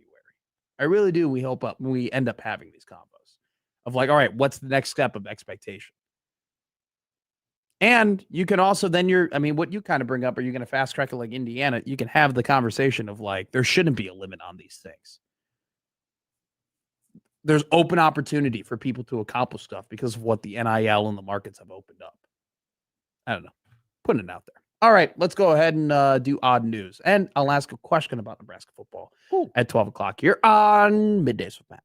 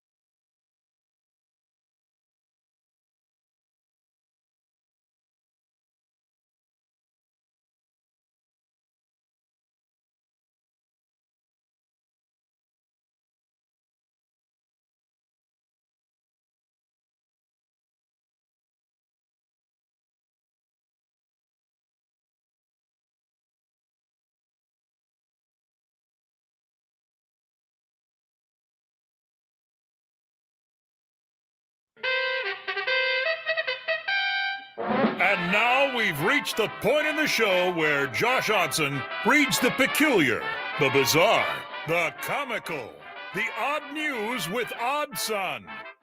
Odd news, Odd Son. See what we did there? The odd news with Oddson. J.O., let's get to it. Well, we have a truck spill of the week. I saw this. Did you talk about this yesterday? We did not. Okay. I do love this truck spill. Okay. People don't like this thing, and those people are children. Okay? Oh.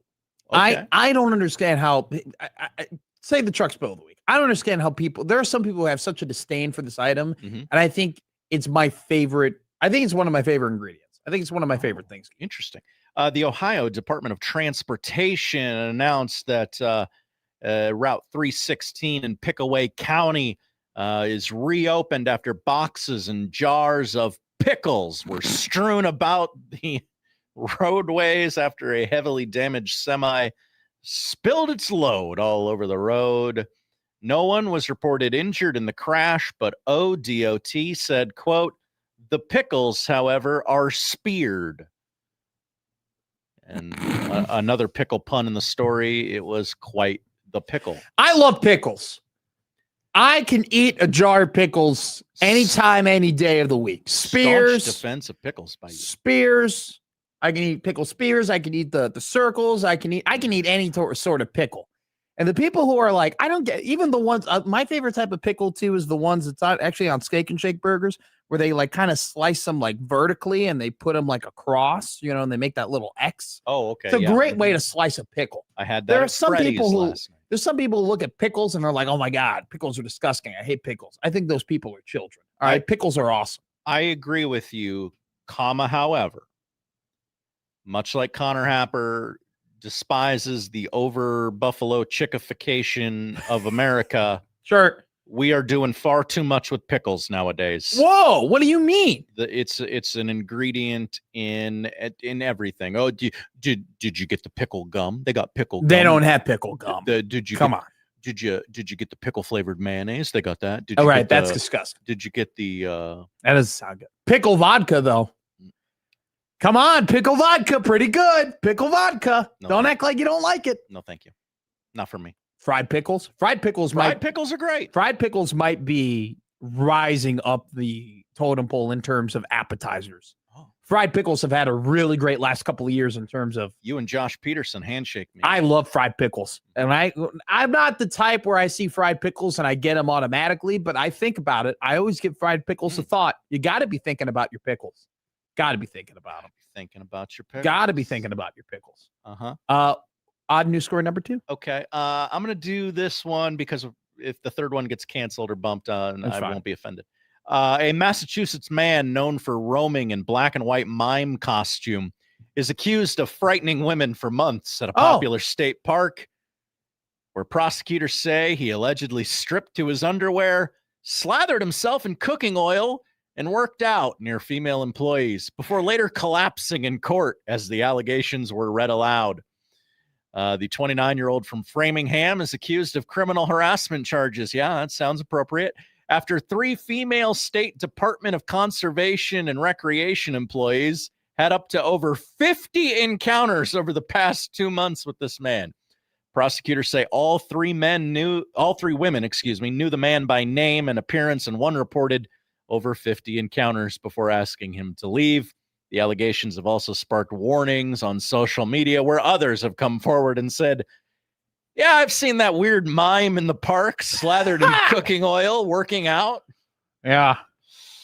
That's tough. Boy, that guy sucks. That's a hell of a look.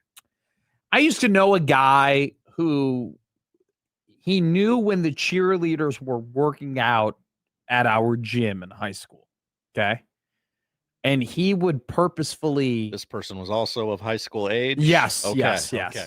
He also went to high school with him, and he would purposefully set up. We had a sunken-in gym floor, so like the gym floor was down here, and then you had kind of like a concourse, like a literal concourse surrounding the gym, and he would literally like work out on the concourse whilst the cheerleaders were working out. That was his bit. That was his thing. Ask me if he dated a cheerleader. Did he date a cheerleader? Did it work? He ended up dating a cheerleader. Oh, I know, that's right? Not the way I thought this was Exactly. going. Pro tip from your buddy Josh here. Go ahead. There's a lot of men listening, so I like to do the audience a service here. Don't be creepy. We live by that here on Middays with Matt on a This Week in Women's History Thursday.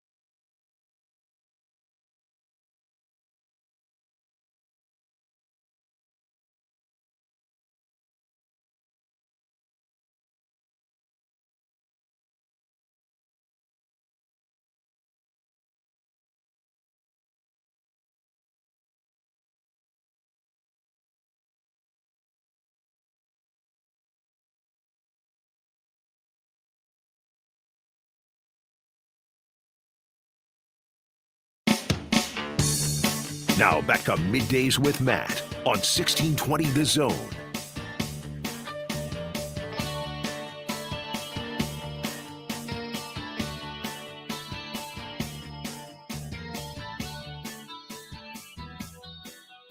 It happened, unfortunately. Happened really quickly, actually. It happened? Well, two teams, the Carolina Panthers and I know where this is going. And the Arizona Cardinals have gone ahead and started their training camps. Yeah. Hall of Fame game.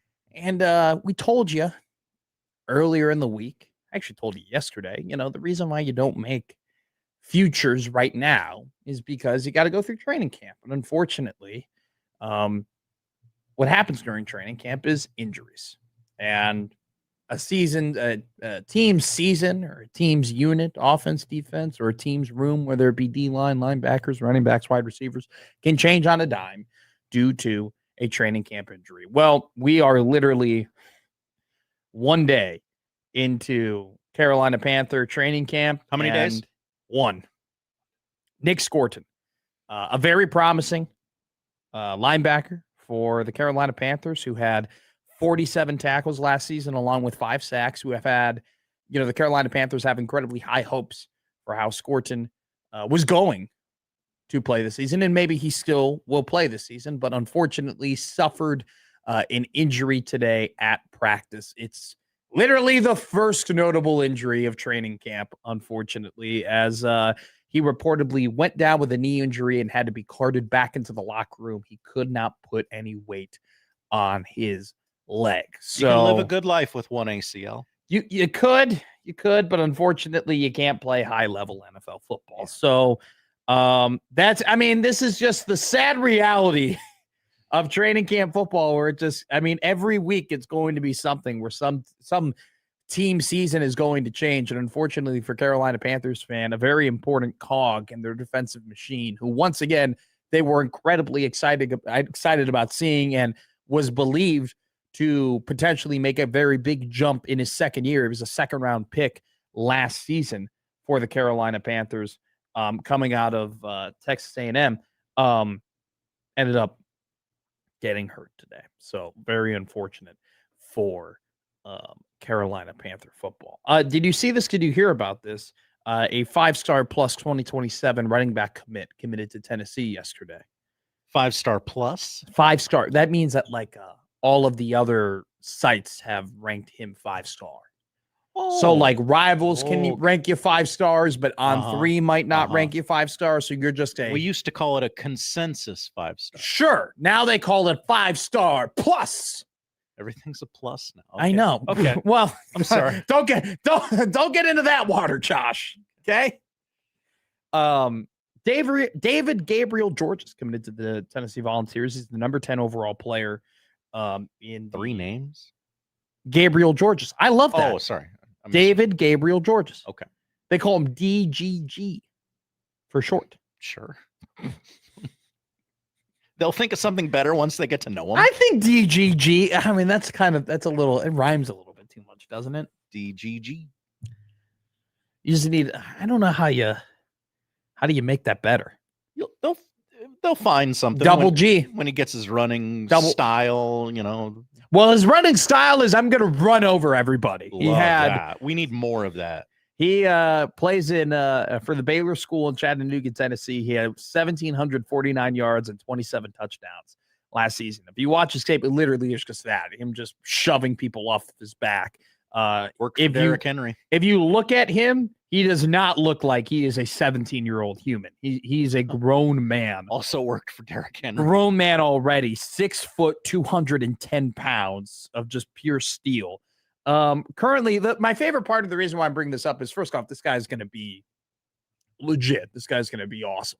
But secondly, I love Ohio State fans that was the second team. That was the team that believed that they could render his services and get his commitment. David Gabriel Georges, the 5-star running back out of the Baylor School in Chattanooga, Tennessee. They're now doing mental gymnastics to try and figure out as to why they didn't get him, and they're really upset about it, but they're actually trying to tell you, no, we didn't.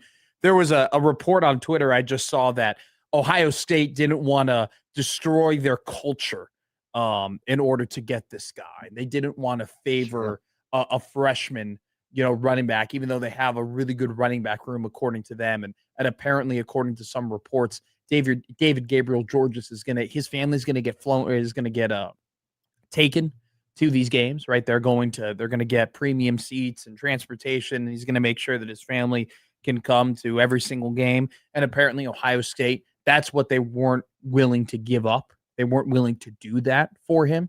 And Ohio State fans are now being like, look, we're not desperate for a player like Tennessee's desperate for a player. I think that's my favorite part of when teams miss out on commitments. The backtracking. That's right. The backtracking of he was a bum the whole time. Exactly. We never wanted him. Exactly. Where it's like people spend months being like, gimme. Please. I wanted to commit so bad. And then they don't commit. And they're like, trash. Bum. This guy sucks. I don't even know if he would have played for us. Not that big of a deal. Probably wouldn't even made the field. He wouldn't even make the field. He sucks. That 5-star plus running back.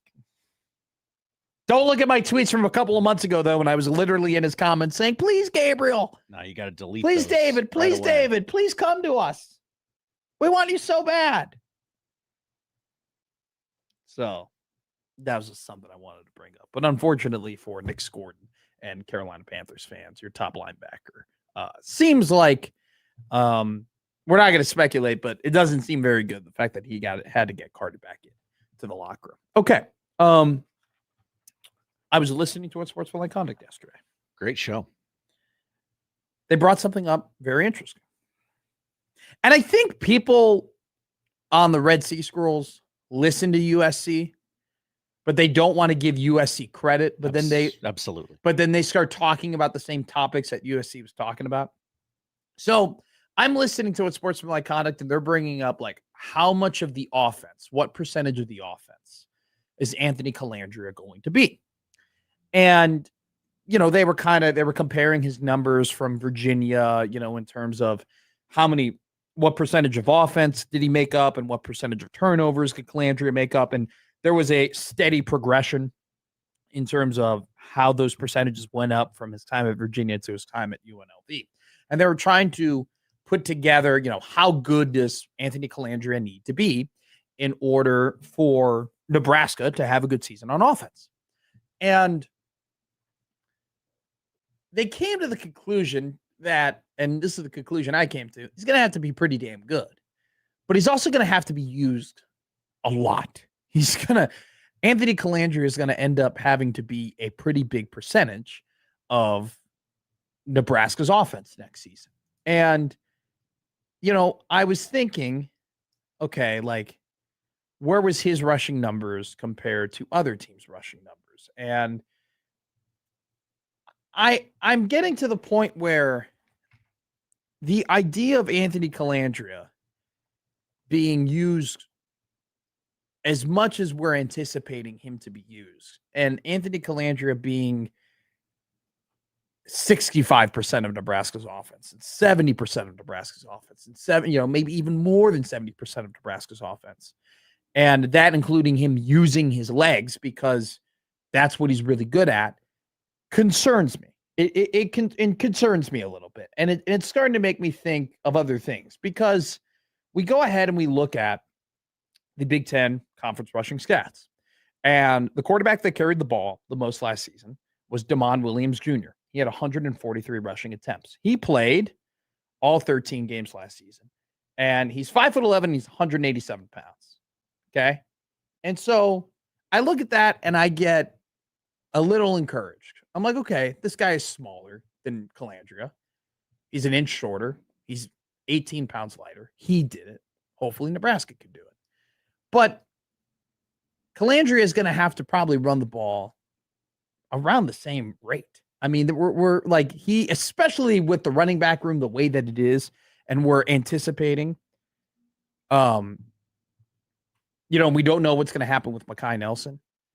Colandrea being 6 foot, 205 pounds and having to be this big of a piece of the offense, it gives me injury concerns, especially in the Big Ten, especially running in a conference that is so physical, that is so strong, that is known for just beating the crap out of you. And, the last quarterback that Nebraska had here that played at the University of Nebraska was Adrian Martinez in terms of using his feet as a weapon. And in his career, Adrian ran for 531 yards. 531 yards. He missed 9 games in his career. He actually missed a game, at least one game every single season that he played at the University of Nebraska. And there are position battles that we are going to be very concerned over, that we're going to have a lot of conversation about. We're going to talk about the cornerback 2 battle. We are going to talk about the defensive end battle, right? Is it going to be Anthony Jones? Is it going to be Cam Lenhart? Is it going to be Williams Winery? Who's going to line up on the edge? We're going to talk about the linebacker battle a ton, right? It's going to be Shambliss. It's going to be Foster. Going to be Vincent Shavers. Dawson Merritt is going to have a say in that, the very talented linebacker who's a 4-star a couple of years ago. The position battle that I'm going to be paying the most attention to, that I'm going to have my eyes and ears on the most, is the quarterback 2 battle. Because we're focusing a lot and having a ton of conversations about Calandria taking the next step, and Calandria, getting used to the difficulty of the Big Ten, and can he make the transition, and can he limit his turnovers? And there's nothing wrong with that discourse, but Anthony Calandria undoubtedly is the best quarterback that Nebraska has on their roster. And yet we all acknowledge that it's going to be a difficult season for this guy. It's going to be a difficult season for Nebraska. It's going to be an uphill battle to get to that 8 number, to get back to being relevant in the Big Ten. If it's going to be a battle with your starting quarterback, what do you think it's going to be with your backup? Mm-hmm. And so I think we're focusing a ton on Calandria, and we should. But I feel like we should be giving the same amount or even as much attention to how are the backup quarterbacks developing. Because in TJ Latif's 3 games at Nebraska, his completion percentage was 50, or his last 3 games, Penn State, Iowa, Utah. His last 3 games at Nebraska, his completion percentage was 50.5. His average yards per game were 146. He threw for 1 touchdown and 1 interception, and he averaged 4.83 yards per attempt. You tell me if that's going to beat Indiana. No. You tell me if that's going to beat Ohio State. You tell me if that's going to beat Oregon. You tell me if that's going to beat Iowa or Illinois or Washington. Okay? Is it going to beat Malik Washington in Maryland? Probably not. So we're all really focused on Calandria. But if you have a quarterback that is 6 foot, 205 pounds, who is going to be playing in a conference that is known to be super physical and punish runners, you run the risk of that quarterback missing time. And so while other people will be very, very focused on, hey, what's it gonna look like with Ant? I'm focused on what's it gonna look like without him. And the reason why I bring up the Red Sea Scrolls and them secretly listening to USC, but not wanting to admit it, there was a poll question on the Red Sea Scrolls yesterday. How many quarterbacks do you think Nebraska is going to use this season? 70% of those votes were 2. Okay. Oh, I think it. Okay, I would say 3. Oh, some people voted 3. So this is my point though, right? It's like, it's already going to be really hard to win 7 or 8 games with this schedule with your starting quarterback.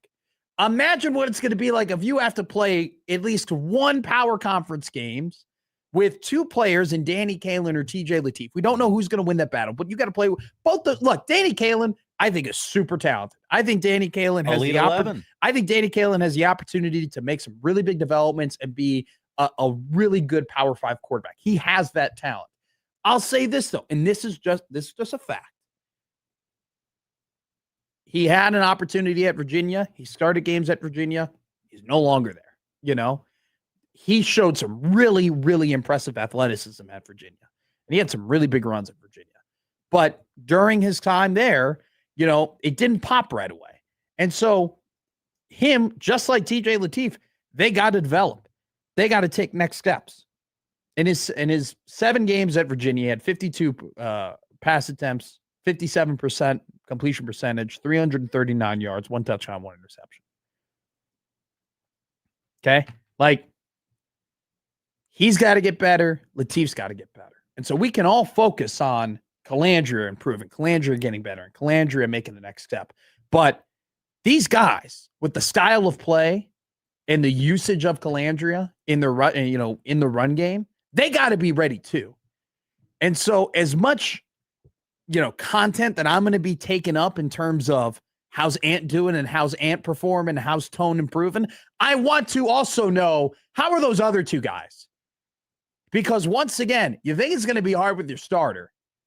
If TJ Lateef plays the way that he did against Penn State, Utah, and Iowa, and Hokey Skirt brings up a good point. He had a hurt hammy. He's got to stay healthy too, right? Like, yeah, sure. Like, if he plays that way, they're not going to win a lot of games. Danny Kaelin's super talented. Danny Kaelin has a ton of potential. But if he plays the way that he did at Virginia, I don't know how many chances they're going to have to beat these teams in the Big Ten. So, Kenneth in the chat, for Nebraska to be successful, he will have to play a big part in the running game and will 100% end up missing a game along the way. I would answer your question with a question. QB2 plays meaningful snaps this season, yes or no? Yes. Yeah. Yeah. How can you? I mean, it's almost assuredly. Yeah. I'm not talking the second half against Ohio or the fourth quarter against Bowling Green. Wasn't Dylan the first quarterback to play a full season as the starting quarterback in like a decade? Right. That was something crazy like that. ass A long stretch. Yeah, for sure. Yeah. I mean, if I had to bet or pick, TJ Lateef or Danny Kaelin, whoever wins that quarterback 2 job, is going to have to play some meaningful snaps this year. And they got to be ready, Josh. They got to be ready to go, right?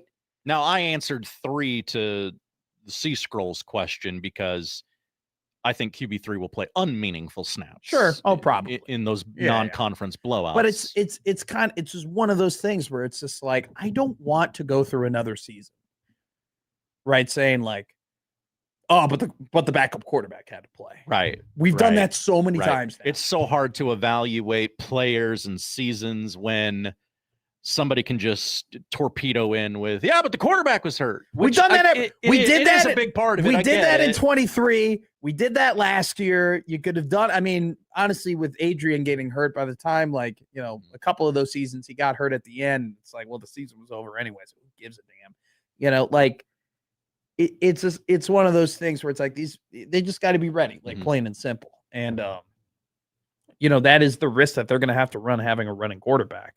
But this is all to say that, like, I don't think we're talking about the quarterback 2 battle enough. I don't think we're paying enough attention to it, or I don't think we're giving it enough hype heading into fall camp. I think it is going, and it's not just like who wins it for me. It's like how do they progress? Jimmy has a comment. Other schools do it with QB injuries. Yeah, that'd be fun, wouldn't it? For like the starting quarterback to get hurt, and then all of a sudden it's like, holy crap, the backup was way better than we thought.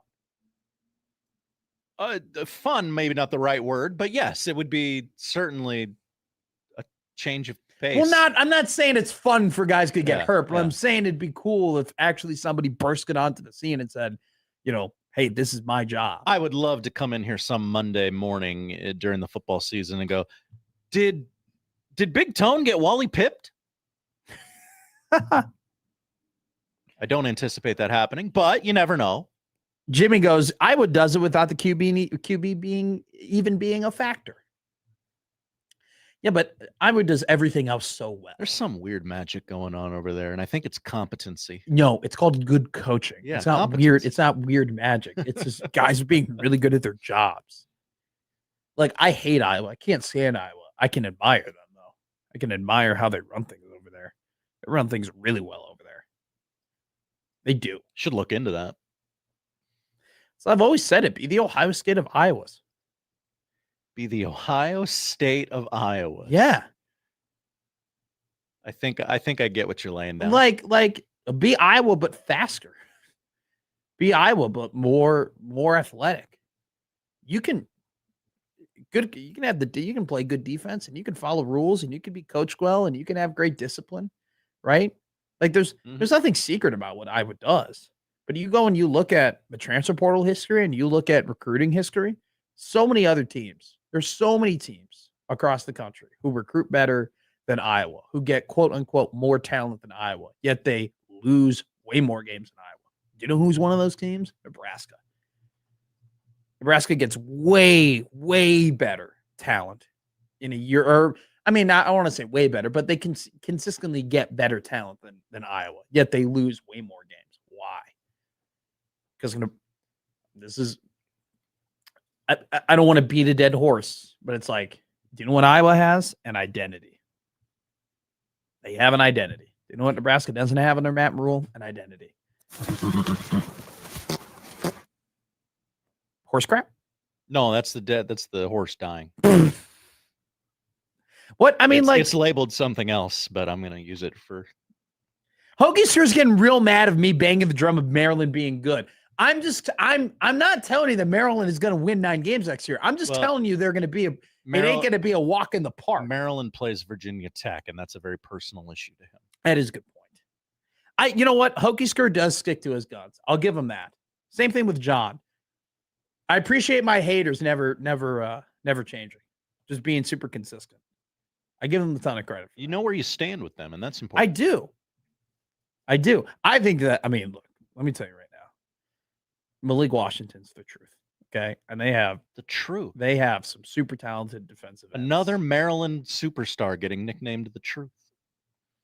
Kenneth goes, Maryland is great until the calendar turns to October. He's absolutely right. Unfortunately, do you know when Nebraska doesn't play Maryland? September. It's what that I mean, they play them. They play them like October 3rd or something. Do they actually? Yeah. I'm looking. It shouldn't take you this long to find it. October 3rd. Yeah. You shouldn't. Well, BROR. You made the schedule. So I have made a lot of the BROR schedule. Are you going to tell me any of it? I'll tell you guys when you need to know. All right. Well, hopefully that's during this break coming up next here on Middays. Matt.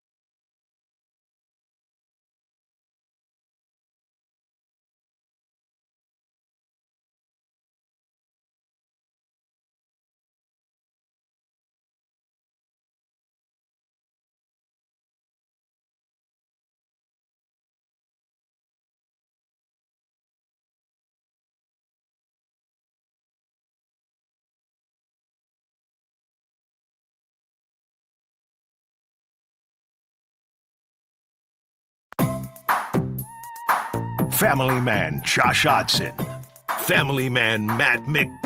You're kidding me, right? They want me to read this? Okay. Family Man Josh Hodson, Family Man Matt I'm sorry, there's just no way I'm going to get through this. You're listening to Middays with Matt on 1620 The Zone.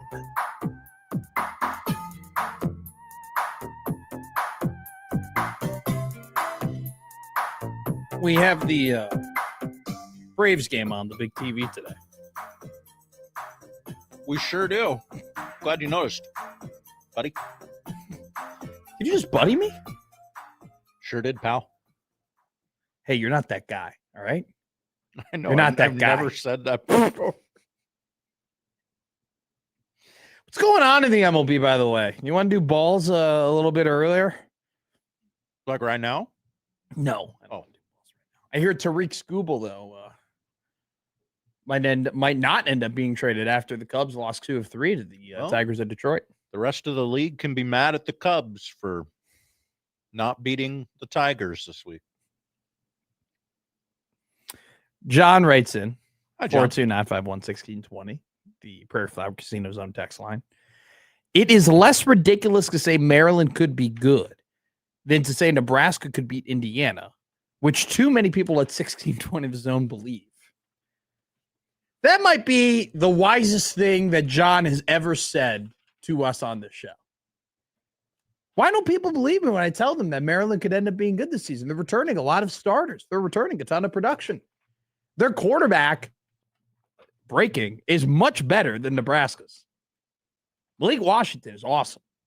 I'm not out of line here, by the way, by saying all of this. They also have some super talented guys coming off the edge and have a ton of experience returning to that team.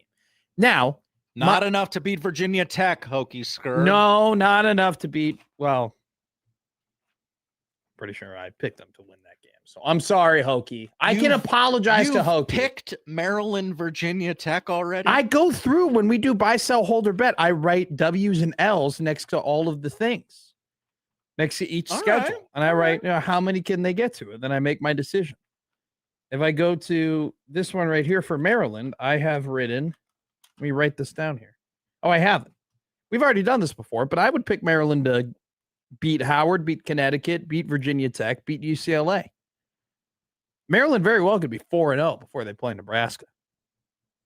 And then they'll lose to, they could lose to Nebraska and Ohio State.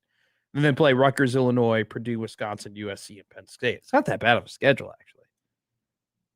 Pretty sure they were my bet for buy, sell, hold, or bet. They return 16 starters, 6 on offense and 8 on defense, along with their kicker and their punter from last year. And they also have Zahir Mathis, who was a 4-star recruit. And Hokie Skirr had a really good season last year. It could rain beer too. He was a freshman All-American, Zahir Mathis, and they're pairing him up with another 5-star defensive end that they kept in the DMV area. They're going to be able to get to the passer next year. Can it? They returned their entire secondary except for their free safety. I'm not crazy here to say that continuity plus talent plus an awesome freshman quarterback isn't going to potentially make Maryland a very good team next season. I agree with you. This also feels like an instance where you could use the, hey, does 90% returning production of a mid-ass football team? No, I know. I do this to myself. I say this all the time. But I'm also very much acknowledging here that Mathis is an absolute stud. These are generally the things you want that you're listing off, yes. And Zion Ely is the other defensive end who is a 5-star from the DMV area, who they spent a lot of money to keep in the area. And Malik Washington, he's got to get more accurate. He was only 57% completion percentage, but he threw for 3,000 yards, 17 touchdowns. He threw for 250 yards per game. They lost by 3 to Nebraska, 3 to UCLA, and played a very good game against Wisconsin. I know they lost their last 8 games of the season, but still, they bring back a lot of guys. They keep a lot of continuity. They have a ton of talent. We'll keep an eye on them. I'm saying that Nebraska's going to beat them. I just wouldn't be shocked if they won that game. I would not be shocked if they won that game. Doc writes in. I don't think we've ever gotten a text from Doc. What's up, Doc? He goes, I believe that Maryland can beat Nebraska this year. They almost did last year, and they're bringing back way more players than Nebraska is, and they don't have a whole new coaching staff like Nebraska. Well, if I'm being honest, the whole new coaching staff could probably end up being pretty good for Nebraska. I think that Corey Brown's defensive line room is going to be better under Corey Brown than Terry Braden. Terry Braden was not a good hire.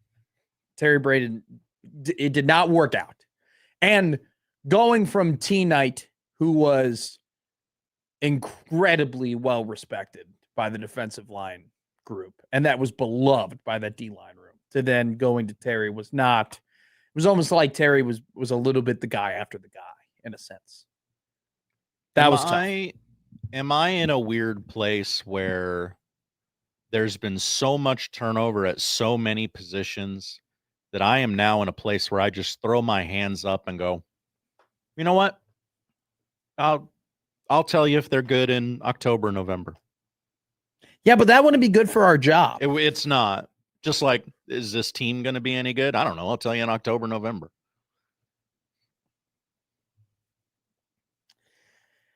Yes, it's bad. It's bad for our job. I'm trying to think of a proper way to respond to that. I think the first three, the idea that we're not going to know anything about this team in the first three until they play Michigan State does not compute to me. Okay, like if they go out and they don't play well against Ohio and the D-line, we got problems. You know what I'm saying? Like you can learn some things, right? Or it's like. Or it's the opposite. If they're overly dominant, like I can look at Riley Van Poppel and I could be like, oh, wow, he's aligned differently across the defensive line. It looks like he's more comfortable, shading than being right, head up over the seven or whatever it might be. Or, oh, he looks much better in a 3 technique, or he looks better in a 5. Like you can make those observations in those first 3 games of the year. You can make an observation and be like, whoa, Quasi Gilmer's fast. He's faster than maybe we anticipated. This is going to be really good against Big Ten competition. You could see guys bounce off of Jamal Rule's pads and say, wow, this guy's really strong. That might be able to, translate over to when they play teams in the Big Ten. So I don't really believe in this whole thing of like, oh, we don't know. We don't know what they're going to look like in the first 3 games of the season. I think you can make some pretty astute observations based on dominance or lack thereof and say, hey, this is what they can project to be against the teams they play. I think, though, that requires a lot of intentional watching and analysis and way more or less about looking at the box score, right? If you're just looking at the box score, you ain't going to learn anything about the team. Like you're not going to learn anything about what they're playing like, but I think you can make some observations. John goes, we'll know something about this team after the first 3 games if they start 2-1. Yeah. Doc goes, if Nebraska doesn't cover all 3 games of the first, cover all 3 of their first games, then obviously the team is going to probably have some problems come conference time. Do we have a look ahead lines for those games? I feel like I saw something from Severe today. Yeah. Oh, Michael liked one of my tweets yesterday. Whoa, congrats. I know, right? Projecting Nebraska football game spreads. Oh, he did tweet that. Can you read them to me? Ohio, 23.5. Bowling Green, 25.5. What's the North Dakota game? Not on here because North Dakota's FCS. Yeah. If they don't cover those games, how will we feel? I mean, if they win by 21 as opposed to covering 23, I don't know if you can make it a clear negative. No, they only win by 10. Like if the first 3 games of the season, are games in the fourth quarter. Yeah, Houston, we got a problem. We have an issue. Just to pat myself on the back, Indiana. Go ahead. 13.5. That was me patting myself on my back. Oh, we heard it on the radio. Yeah. Okay. Good. Came through. I mean, I think that's a fair line. I think it's a fair line for right now. Sure, it'll obviously move up and down. I mean, I would hammer Indiana. What's all of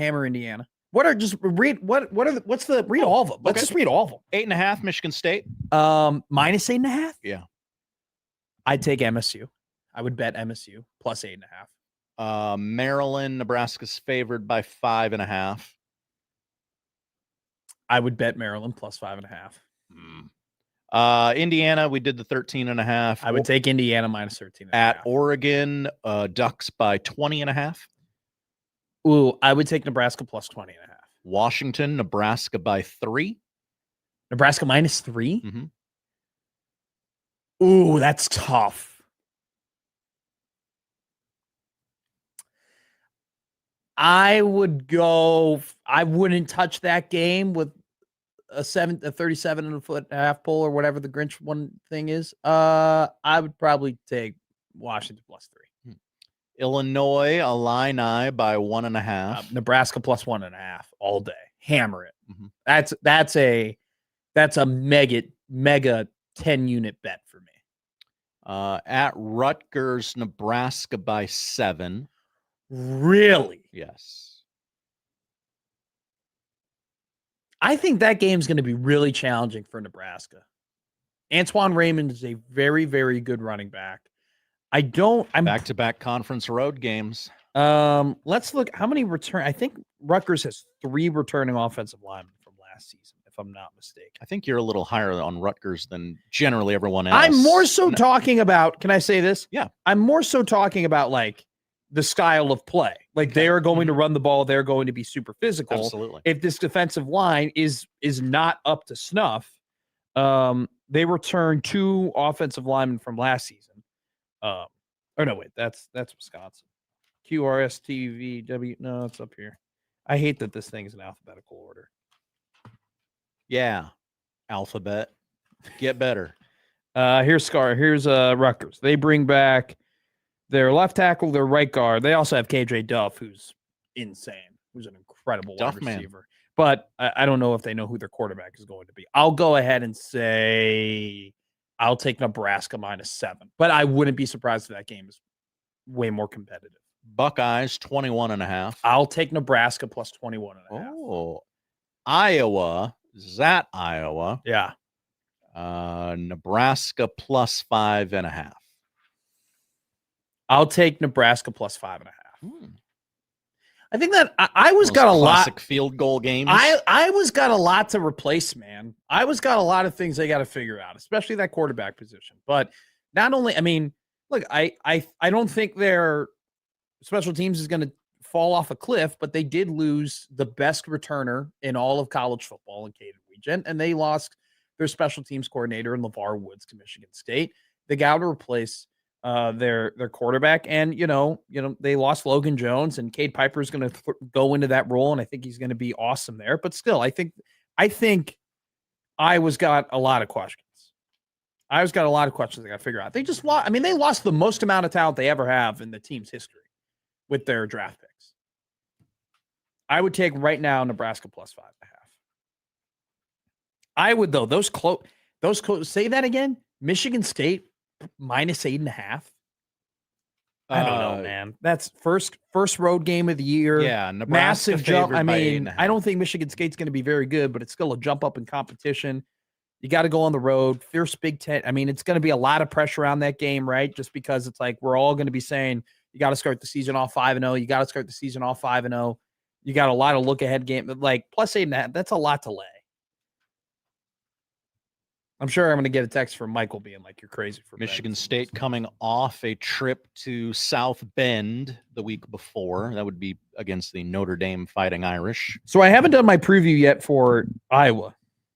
Would you like to take a quick guess here as to how many returners, how many starters Iowa has returning to their team next season? I knew it was low. I didn't know if it was this low. 12. They have 6 returning starters. I doubled it. Jaden Montgomery, Deshaun Lee, Zach Lutmer return on the defensive end. Trevin Locke, Cade Piper, who, by the way, Locke and Piper will be one of the better tackles and centers in the Big Ten. And then Kamari Moulton, who averaged 80 yards per game last year as really good rushing attack. They still, though, have to figure out their quarterback situation. It will be really funny if this Iowa team this season ends up winning more games than the Iowa team last season. Because I think the Iowa team last season was awesome. And they just, they lost a 3-point game to Iowa State. They lost a 5-point game to Indiana. They lost a 2-point game to Oregon. They lost a 5-point game to USC. They lost a total of 4 games by 14 points. 14 points. And they beat a good Vanderbilt team, by the way, too. Iowa has their schedule is laid out very weird this season, where it's three nothings in the non-con. Sorry, so Iowa let's State go fans. through it. Let's go through it. Northern Illinois, Iowa State. Always tough. I get it, but I feel like the Cyclones are going to be a little down this year, right? They have to be. How could they not be? Right. That should be an easy win. Northern Iowa. Yes. And then it's at Michigan, Ohio State, at Washington. And then they get a idle week. That's really tough, by the way. 3 of your first 4 Big Ten games are on the road. Yeah. And then the one home game you get is against Ohio State. That is tough. It's like, okay, is that going to make them better down the stretch when the schedule lightens up, or is it going to beat them down? And face value, though, they avoid Indiana, they avoid Oregon. Yeah. They get Ohio State. They just get the meaty middle of the Big Ten. They get Washington, Minnesota, Illinois, Nebraska, and Wisconsin. Definitely feels like they'll be, quote unquote, peaking at the right time when they play Nebraska. It'll be really fun. Like this, I would not be shocked if Iowa won 8 games again. And yet I think their roster last season is heads over heels better than their roster this season. I will not get off the point that Iowa should have made it to the college football playoff last year. That was a college football playoff caliber team. They lost by 5 to Indiana. And they lost by 2 to Oregon. And that Iowa State game, you remember that weird punt in that Iowa State game where they're trying to figure out if it went out, if it was a fumble or not? And it was a whole big decision. Iowa State ended up pulling out. That Iowa State team was really, really good. And then they just got absolutely ravaged by injuries. And then they ended up having a good end of the year. All right. That was fun. I liked it. That was a good time. All right. Let's take a break here. Buy, sell, hold, or bet at 1 o'clock. Do a quick segment before we get there here on Middays with Matt.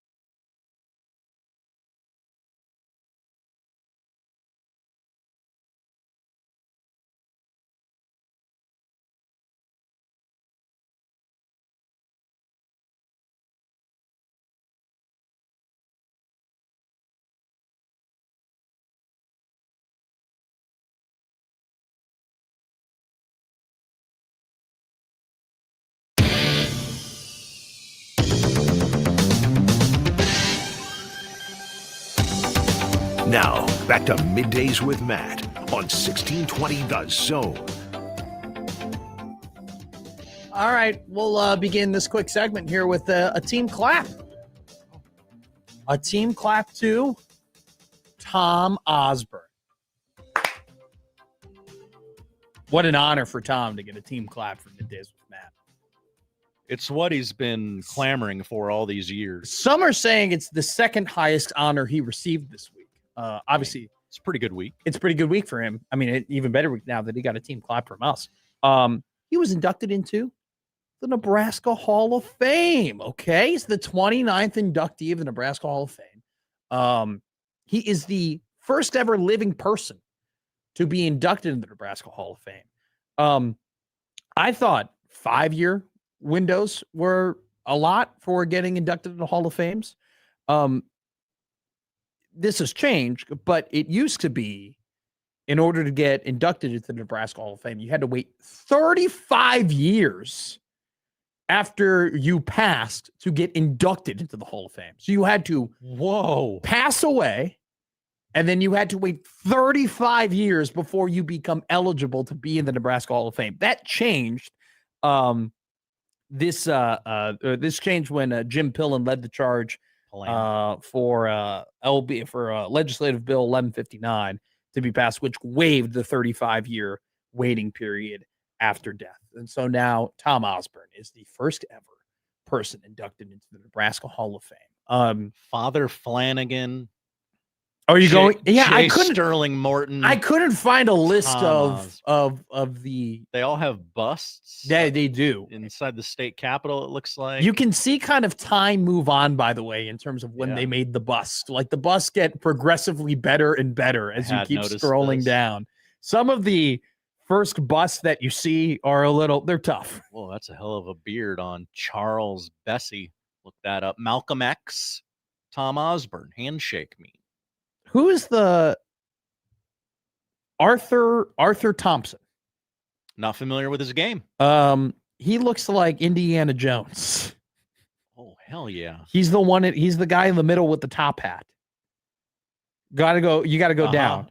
Yeah, you see that? Yeah. He looks like Indiana, like after he's teaching one of his classes. Thompson called more than 7,500 livestock sales from New York to California and from Canada to Mexico. The world's who's who recognized him as the leading purebred livestock auctioneer in the United States. Wow. Hell yeah. Yeah. Right here in Nebraska. Good for Arthur Thompson. This is one Hall of Fame I do not want to be in. How about Nathan Gold? Look at his bust. He looks incredible. He attended Lincoln Business College and later joined his family business, the Gold Company department store. He also served in World War I. He took over the Gold Company business in 1936 and remained in Lincoln for the rest of his life, dedicating his time and services to the community.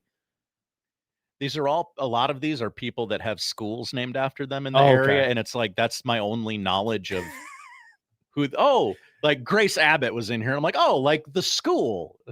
Like, no, it's the school's named after her. Idiot. Good point. Yeah, somebody who didn't grow up here. I don't know who almost all of these. I don't know who any of these people are, except for Dr. Tom. Congratulations. More than one team clap. All the team claps. Buy, sell, hold, or bet. Coming up next on MWM.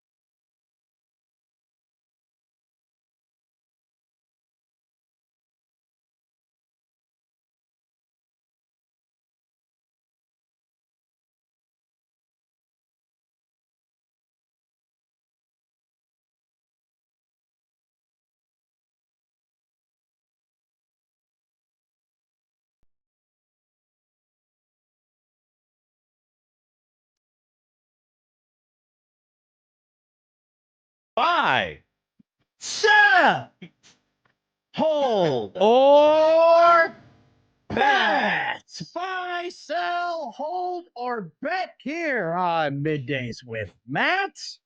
Our continued college football preview series brought to you by nobody. But soon to be supported by Pick Six Previews as the order is in the mail, ladies and gentlemen. So there's we a will copy on the table right now. We will be. Oh my God! It's a community copy. I didn't even know we had that. I don't know if it's a community copy or if Mike left it here, but Holy crud! I'm holding it for the first time. I remember when I held my baby for the first time.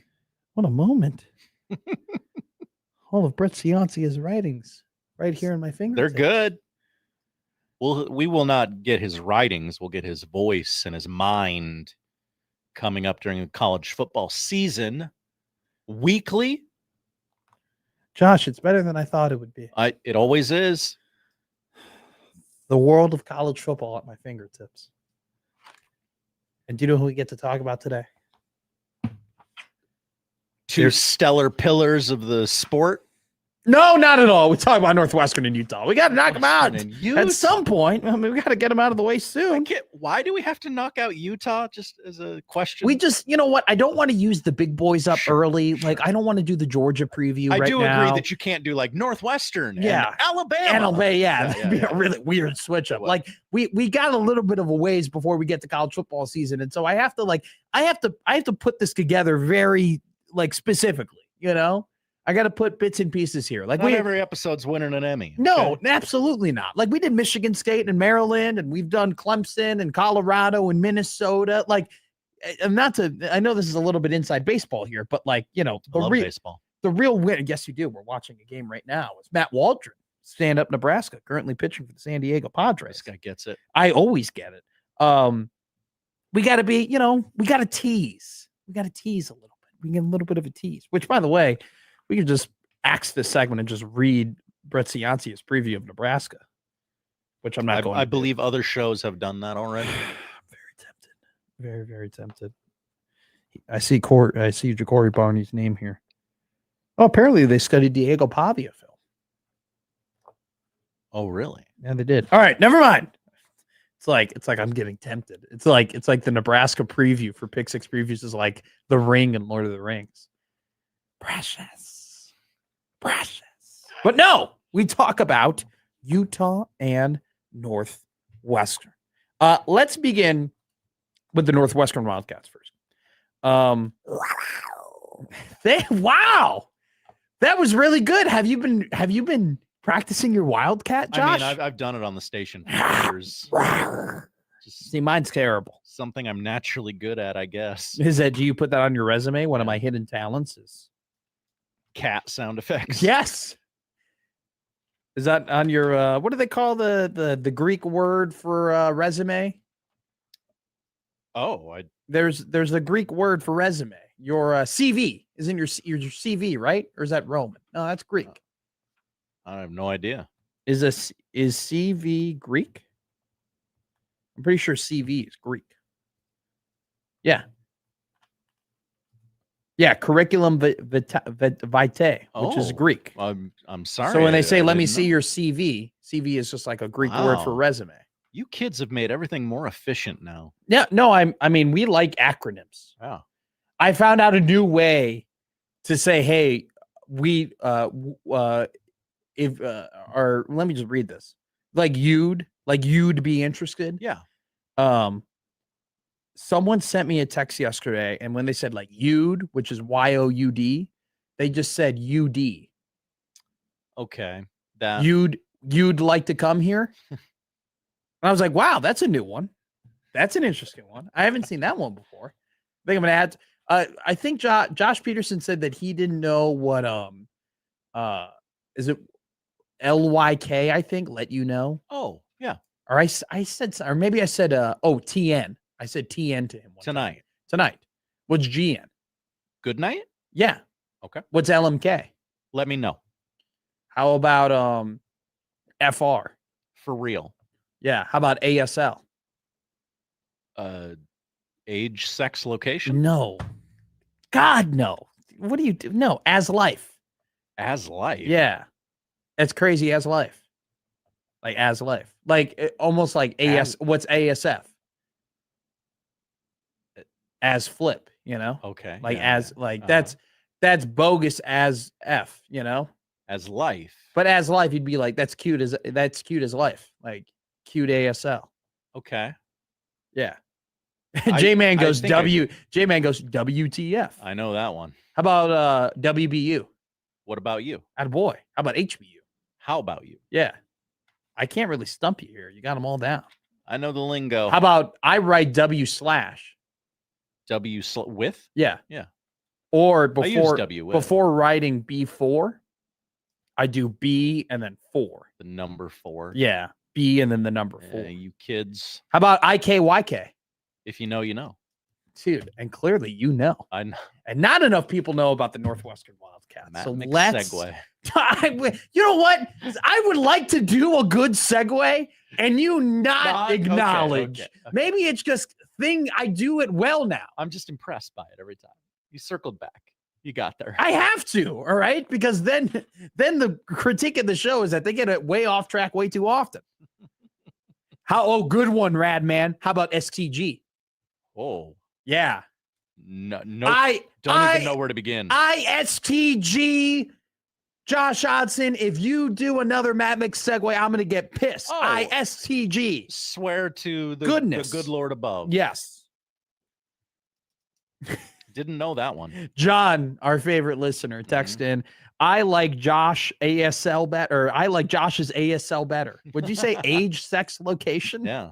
That is crazy. That's crazy. Okay. What's crazy is how these cats are going to do this. What's crazy is Northwestern's schedule this season. Let me read to you who the Wildcats play. Week 1 versus South Dakota State. Not easy, but not too terribly hard. Week 2, Colorado at home. Week 3 at Indiana. Week 4 versus Penn State at the new Ryan Field. The $865 million stadium will be opened for the very first time against Penn State. Congrats. Josh and I cannot wait to be there together. Oh? October 2nd, we're going to that game. You and Peterson? No, you and me. You and me. Yeah, just screw the station. They don't need us for that week. Who cares? Oh, we can do the show from anywhere. We can do the show from anywhere. They play Penn State.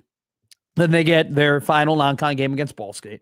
Then Michigan State, Rutgers, at Oregon, Iowa, at Ohio State, at Minnesota versus Illinois. This is a toughie. Now, they have to play Indiana, Oregon, and Ohio State.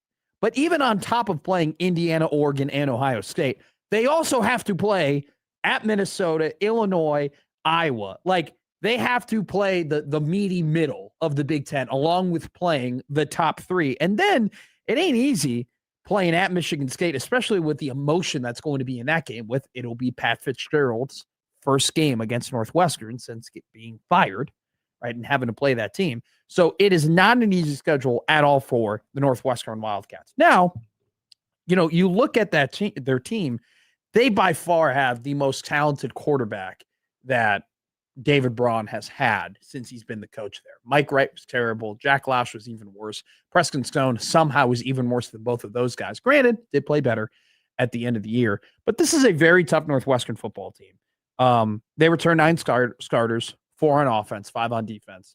Robert Fitzgerald is a tackle machine in the secondary. They got to replace some players on the defensive line, but they bring back Brendan Flakes, a really good defensive tackle who started 35 games there. Their linebacking core is going to be pretty good as well. And their secondary is going to be the strength. And I think David Braun is the type of coach that at this point, you trust that his defense is going to be very, very good. You look at the offensive end, their 1-2 punch in Kama Lafe and Joe Hyman at the running back position, I think is one of the more underrated in the country. Hyman is a gadgety type of wide receiver, very speedy. You can do a lot of things with him. And Kama Lafe almost ran for 1,000 yards last season. Griffin Wildey is absolutely sensational. Had a unlikely and just out of nowhere phenomenal year last season. And they bring in some pretty interesting transfers in terms of the wide receiver position. Luke Denicki is his name. He's 6'6", played at D2 Minnesota Duluth. At Duluth had 61 catches for 1,119 yards. So he's a type of wide receiver that I'll tell you right now, I haven't seen those types of wide receivers at Northwestern. Wildy had 880 yards last season with 71 catches. And look, David Braun made a very aggressive, out of nowhere move when it came to his offensive coordinator, getting Chip Kelly. Who the hell would have thought 5 years ago that Chip Kelly would be the offensive coordinator at Northwestern of all places? Wearing that. Yeah, that was an awesome picture, which, by the way, definitely that is going to be an awesome Halloween costume all across Chicago. Okay. There are going to be so many people who are just wearing a purple, vest with a hard hat being like, look at me, I'm Chip Kelly, which, by the way, I'll be one of those people. But I think was another under the radar move that Northwestern made was hiring Jerry Neuheisel, also known as, formerly on the Connor Happer show, Tiny Baby Neuheisel, who was the interim offensive coordinator for UCLA, who became very famous, but still is a very, very capable quarterbacks coach. And Aiden Childs is undoubtedly not only the best quarterback that David Braun has had at Northwestern, but I'll go even farther to say that this guy's the most talented quarterback that Northwestern has had since Clayton Thorson. I mean, he was a 4-star quarterback going to Oregon State, showed flashes in his second year at MSU. In year 3, it just did not go well for him. And I think that, for Childs, to me, it's just like, how invested is he in this? It just seemed like at times he quit on games. I'll just say it. I know it's a damning statement, but it just seemed like he just wasn't all there. When he was dialed in, he played some really, really impressive competitive football. And then there are other times where it looked like he didn't want to be there. It didn't look like he didn't want to be playing football, and ended up losing his starting job at MSU toward the end of the year. But look, his third team, a new opportunity, a very proven, capable offensive coordinator with a quarterbacks coach who made some really big waves last year at a Big Ten team. With some, in terms of like the conglomeration of weapons that this Northwestern team has, they haven't had this many options on the offensive side of the ball since 2020 when they went to the Big Ten Conference Championship game. It's just, the problem is they play a really tough schedule. They play the Big Three, plus Illinois, plus Iowa, plus Minnesota. If this Northwestern team had the Penn State schedule, I would pick them to win 9 games. I would. Oh. Like, if this Northwestern team was as lucky as Penn State, by the way, to remind you of what the Penn State schedule is, Penn State plays Marshall, Temple, Buffalo, followed up by Northwestern, USC, at Michigan, Purdue, Washington, Minnesota, Rutgers, Maryland. They don't play. Penn State doesn't play any of Indiana, Oregon, Ohio State. If Northwestern played this schedule, I'd tell you that I'd be very confident that they would win 8 games in the regular season. Instead, their over-under is at 5.5. I'm going to be holding the Northwestern Wildcats. Because, it's tough. It's tough. Once again, Indiana. At Indiana, Penn State, Ball State, at Michigan State, Rutgers, at Oregon, home for Iowa, at Ohio State, at Minnesota, home for Illinois. That ain't easy. And it's not easy. I could see this Northwestern team getting to 6, getting to 7. It would be impressive if they got to 7. Maybe, they could sneak to 8. They have a lot of really interesting returning pieces, impact pieces, but still, it's only 10 returning starters. They still have a lot of other, gaps that they got to fill on this team, but pretty brand new staff on the offensive end. We'll see how Childs, can he take the step that we thought he would take when he was at Michigan State? Let's talk about Utah.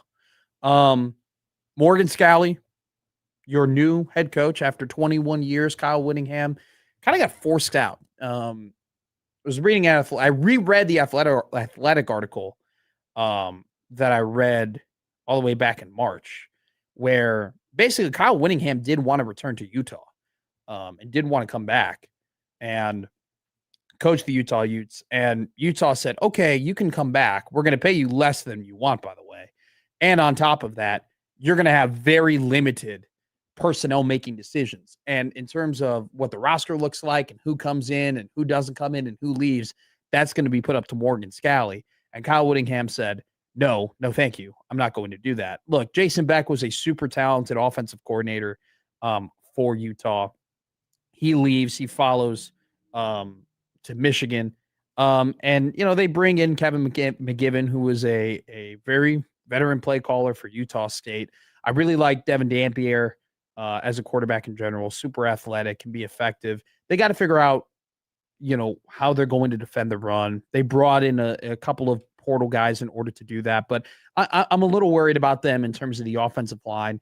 They're confident, that they're going to be able to play on the offensive line well. That's what Utah's been able to do over the last couple of years. But they got to replace all 5 starters. All 5 of their starters are gone, which includes Spencer Fanu and Caleb Lomo, who both ended up going to the NFL draft last season in the first round. Those were 2 guys that they really leaned on. Really leaned on Lomu rather, and Fanu in order to have a very, pretty successful season last year, which ended with beating Nebraska in the Las Vegas Bowl. Their schedule plays out this way. Versus Idaho, versus Arkansas, versus Utah State, at Iowa State, home for Kansas, away against Colorado, at home for Houston, on the road against Cincinnati, home for BYU, on the road at Arizona and TCU, followed up by a home game to end the season against West Virginia. They rank as the 54th hardest schedule in the country. The best teams that they're going to end up playing this season are BYU and Houston. They could very well start the season off 6-0. Their over-under right now this season is 8.5. I'll hold on Utah as well. Reason I'm not buying is just I'm a little bit nervous about that offensive line. 2 really talented players that they got to replace. And look, you could say that you're confident in the guys that are behind them, but you don't know till you know. And I'm just not willing to bet on a team where I don't know what their front is going to look like. And you look at the defensive line too, toward the end of the year, they had some really big problems defending the run. And the guys that they brought in were fine, but they weren't necessarily game breakers as well. Morgan Scalley, I know they have a ton of confidence in him as a head coach. And, it just seems like from all accounts, it's warranted. At the same time, it's your first time being a head coach. You've been waiting, you've been groomed for this, and at least head coach at Utah. So I think that this Utah team, they would not shock me if they're good. Would not shock me if they win 9 games. Wouldn't shock me if they, are competing at the top level of the Big 12. Wouldn't shock me if they're in the top 5 of the Big 12 toward the end of the year. Wouldn't surprise me also if this is kind of a transition season for them as well. New head coach, knew everything really. And can they figure it out? So that's buy, sell, hold, or bet. We'll really get more into what do we call it? Buy, sell, hold, BSHB. One more time. BSHB. Yeah. See, that's better than SGG. Better than IKYK. SMH. WTF. LM from KETV coming up next on MWM.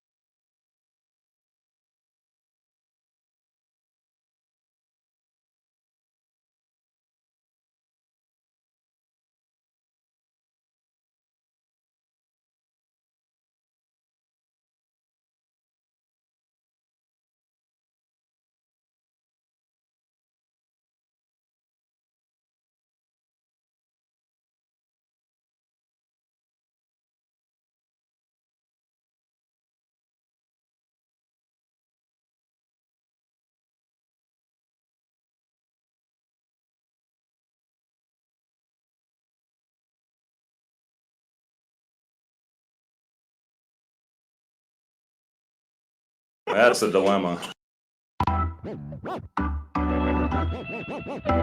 Now back to Middays with Matt on 1620 The Zone.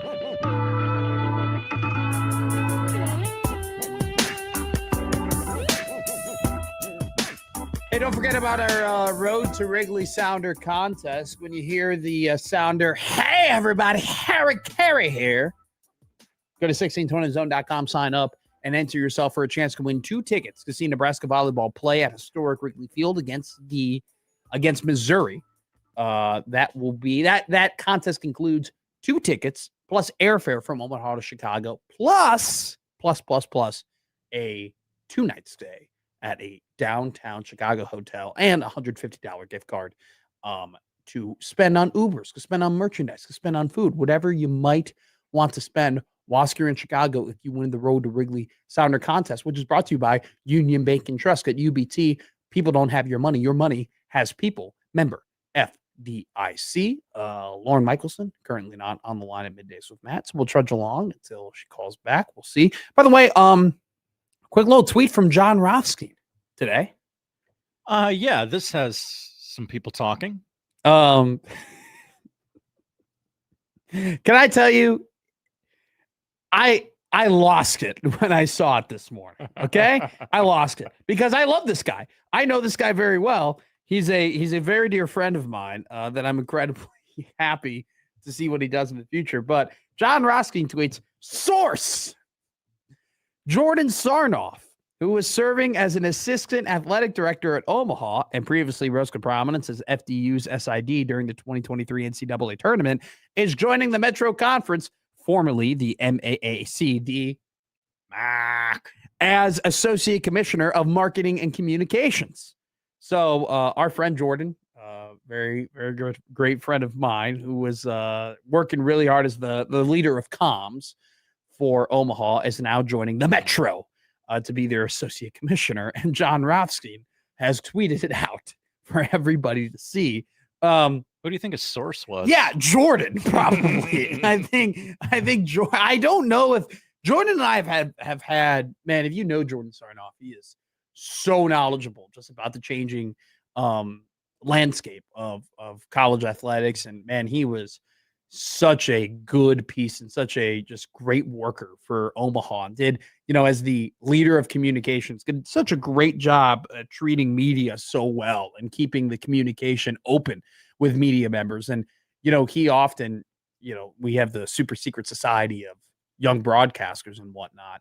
You ask those people, ask us about what we think about Jordan. We think very highly of him because he was just always, you always wanted anything from him in terms of talking about Omaha or talking, to coaches or setting up interviews. He was just absolutely incredible and helped greatly with the basketball team and was a part of the trash can extravaganza and really pushed that from a promotion and marketing perspective. And that was a lot of Jordan doing that work behind the scenes. And, he was absolutely awesome. And it is a loss for Omaha just because he is so great at his job, but incredibly funny to wake up to Rothstein, of all people, tweeting out that he is leaving Omaha. I feel like if I knew John, I'd be like, hey, John, can you tweet out that source Matt McMaster's going to grocery store today? Rumors is that he's heading to Hy-Vee, where there's a smile in every aisle, in order to rack up cents for his gas perks. John should do that. That should be Rothstein's bit. Just tweet out his friends are doing chores during the college basketball offseason. If I was really popular in media, I would use it for the weirdest things ever. I would be so annoying. Update: Matt McMaster has successful second date. Yes, but I would tweet it about other people, my buddy Dave. I have to expose this. My buddy Dave is going on dates with somebody named, and it's a very pretty female, but her name is Ryan Smith. Okay. And it's just very funny to be like, yeah, I'm going on dates with a very pretty female whose name is a very much a male name. I would just consistently be tweeting out my buddy Dave's date updates. Dave's going on a third date. Rumors are that he wants to order the calamari tonight. Ooh. Dave's going on a 4th date. There's a rumor that he's going to be expected to buy a bottle of wine. Will Dave cheap out and get the cheapest bottle of wine, or will he be extravagant and try to impress his date, Ryan Smith? That's what I would do if I had some media pull, if I had a big following. PC goes, congrats, Jordan. They're rolling in. Radman goes, Morgan Scally will win 8 to 9 games in his first year at Utah. Culture is set. He will maintain physical identity, as Whittingham had emphasized. Go and read that Athletic article. I encourage you to go and read that. Just look at Kyle Whittingham exit Utah. Look up the Athletic. I mean, Whittingham had coached there for 21 years. He had done everything that you could possibly ask for from a department perspective in terms of winning and prominence and transitions, right? In terms of, going to different conferences and so on and so forth. And had done everything you could ask. And they were willing to go to this guy. They're willing to move on to Morgan Scally. They're willing to say, hey, thanks, Kyle. We don't really care that you want to come back and be the coach next season. We're ready to move on. And I think that, you could say, hey, they have, there might be some feathers that are ruffled with Kyle Whittingham, and there are some things going on behind the scenes. But you can also spin it in terms of, no, Morgan Scally's the guy, and they're ready for him to become the guy. And this is the next iteration of them taking the next step as a program for Utah. And I do want to admit, or point out, in last season, his defense was number 5 in the FBS in passing efficiency, 15th in interception, 16th in scoring defense, and they only allowed 18.7 points per game.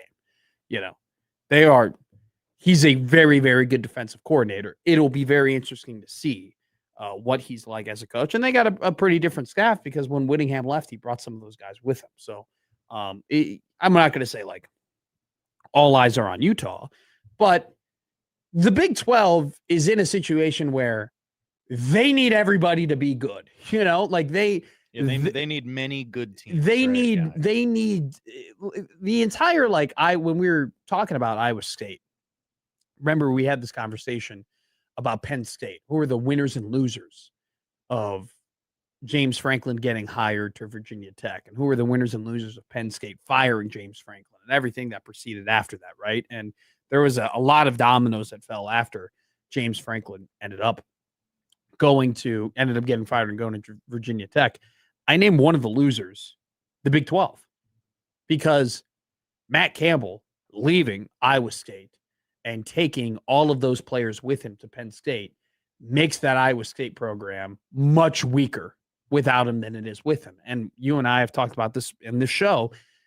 I mean, you don't really know what Iowa State's going to look like this year because they have so many good players, so many new players. But at the same time, it's not unfair to assume that it ain't going to be what it's been the last couple of years. I got a hunch which way it's going to go. And so with the Big 12 being in the situation where you have to compete, and if you want to be at the big boy table, like Brett Yormark in the Big 12 is trying to do, you got to beat the big boys, which is why at their media days, what were they talking about over and over and over again?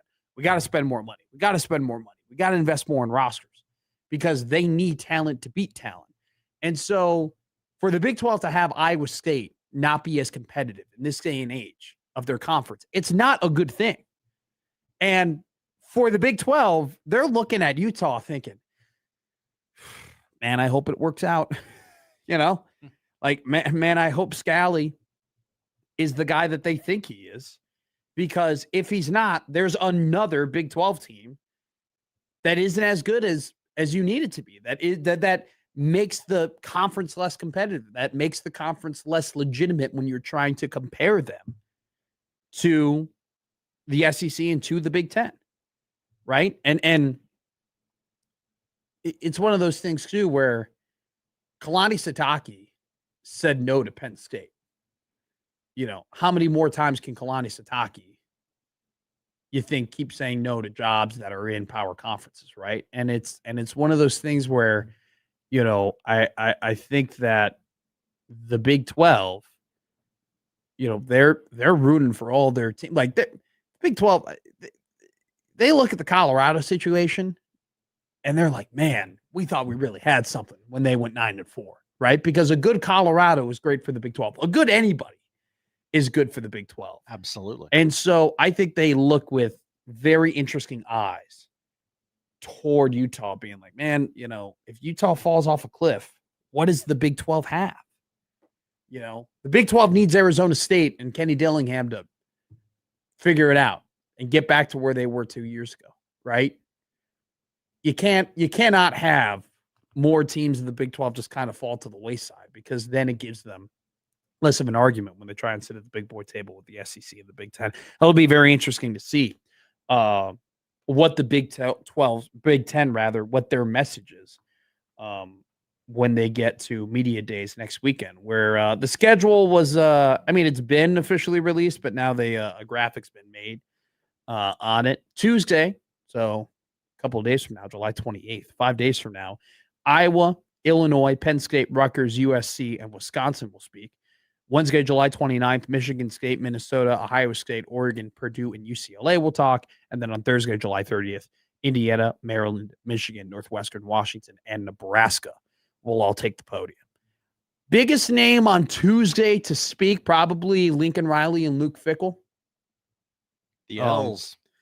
I don't think people are too interested to hear what Burt has to say. I don't know how many people are very interested in what Kirk Ferentz has to say or Greg Schiano has to say. Be interested to see Matt Campbell, be his first Big Ten media day. Absolutely. Does he have a moment where he's like Will Stein? He's like, we're going to get this back because it's me, because I'm great. Or is he going to have a Scott Frost moment where he says, I think the Big Ten's going to adjust to us? Matt doesn't seem like that kind of guy. Doesn't seem like that kind of guy at all. Seems like the kind of guy that makes you want to run through a brick wall, if you ask me. Wednesday, be Patty Fitz's return to Big Ten media days. Hello. What a lineup, by the way, on Wednesday. Okay. You get Patty Fitz's return. You get weird PJ Fleck. You get beard dye Ryan Day. You get all the pressure on the world Dan Lanning. Wow. And you get Bob Chesney. Stacked. It is a stacked day. And then Thursday, kind of boring. Whoa, no. I mean, the only thing that would make Wednesday more entertaining is if you flipped Purdue and Indiana. If you had Kurt talking on Wednesday with all those other guys, Kurt's the headliner, though, on Thursday. Mike Loxley, who cares? Kyle Whittingham, okay. David Braun, not interested. Jed Fish, I think people have to be reminded he coaches in the Big Ten. Matt Rule might be the second biggest name that talks at media days on Thursday. Look at that, Matt. We like that, don't we? Working folks? your way up the call list. Yeah. Top billing, Matt Rule. Eventually. No. Someday. No. It could happen. No, it couldn't. Sigs goes Thursday, you said? Sig is on Thursday. Wow. Again, it's Nebraska and Indiana. Just duking it out.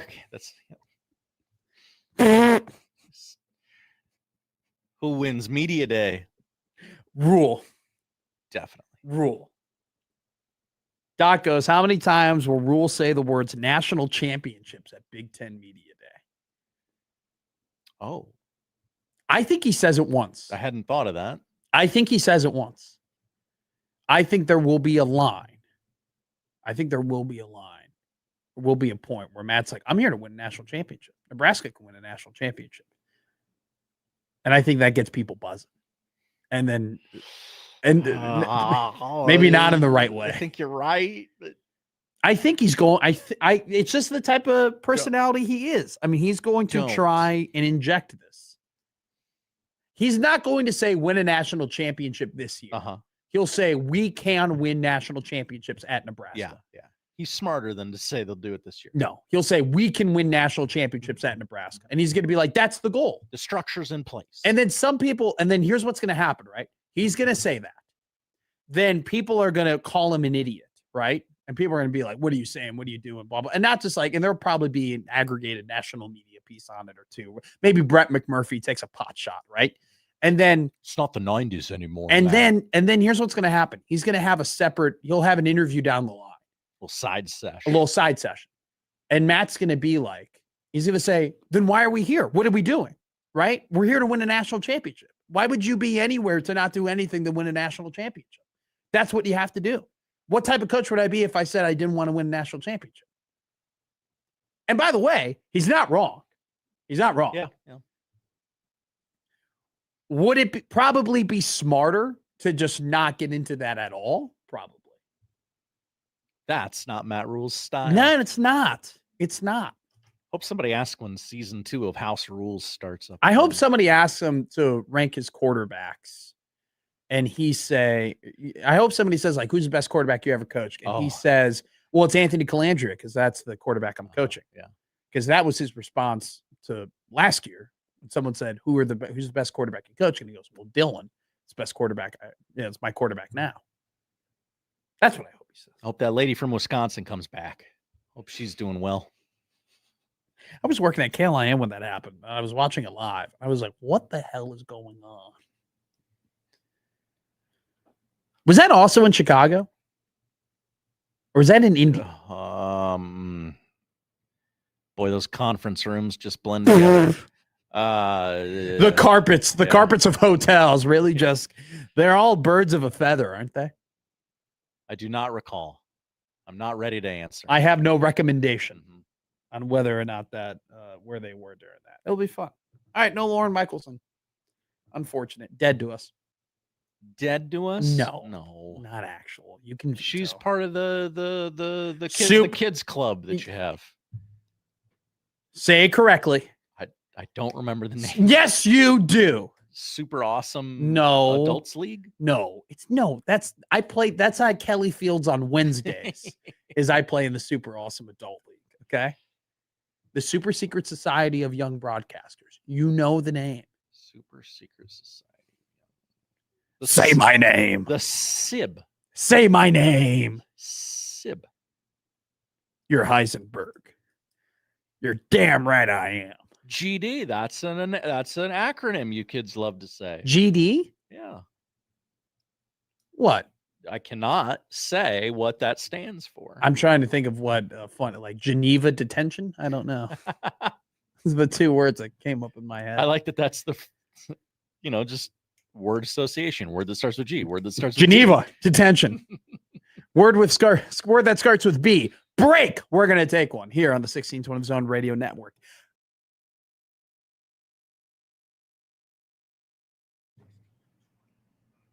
Mad Mig segue.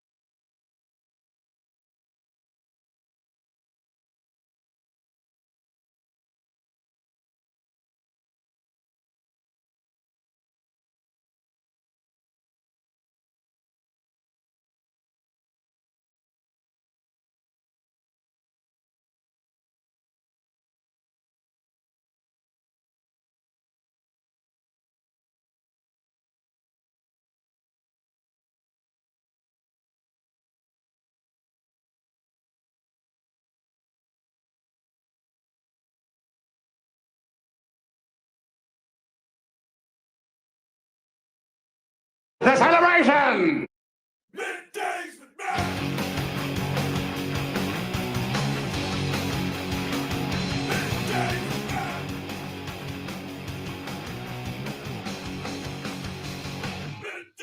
Hey, don't forget about 1620 The Zone Golf Tournament, August 21st, Miracle Hill Golf Course.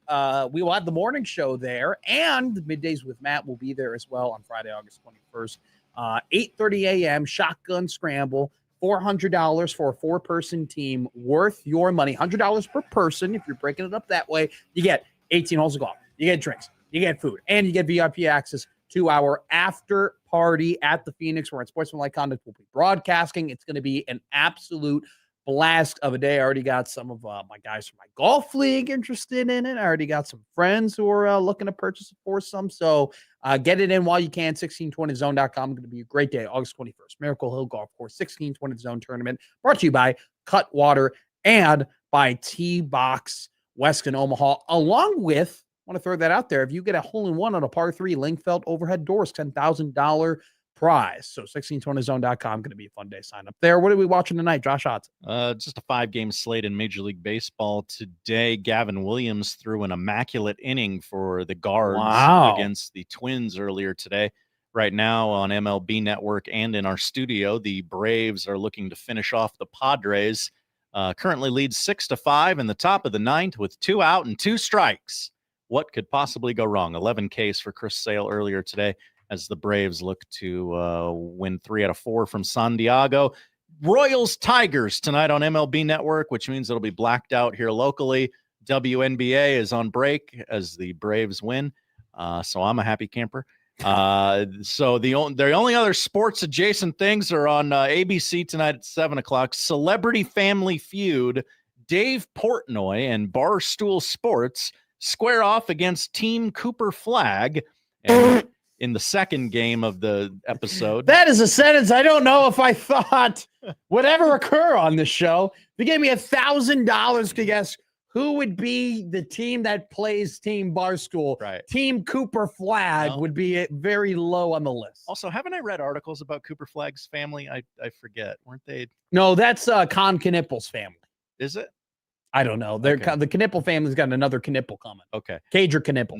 No, this was bad things. About bad things about the family? Oh, I don't know. Black Cat, remind me. I only read about Jaden Daniels' family. And then Team USA Women's Hockey takes on Team USA Men's Hockey.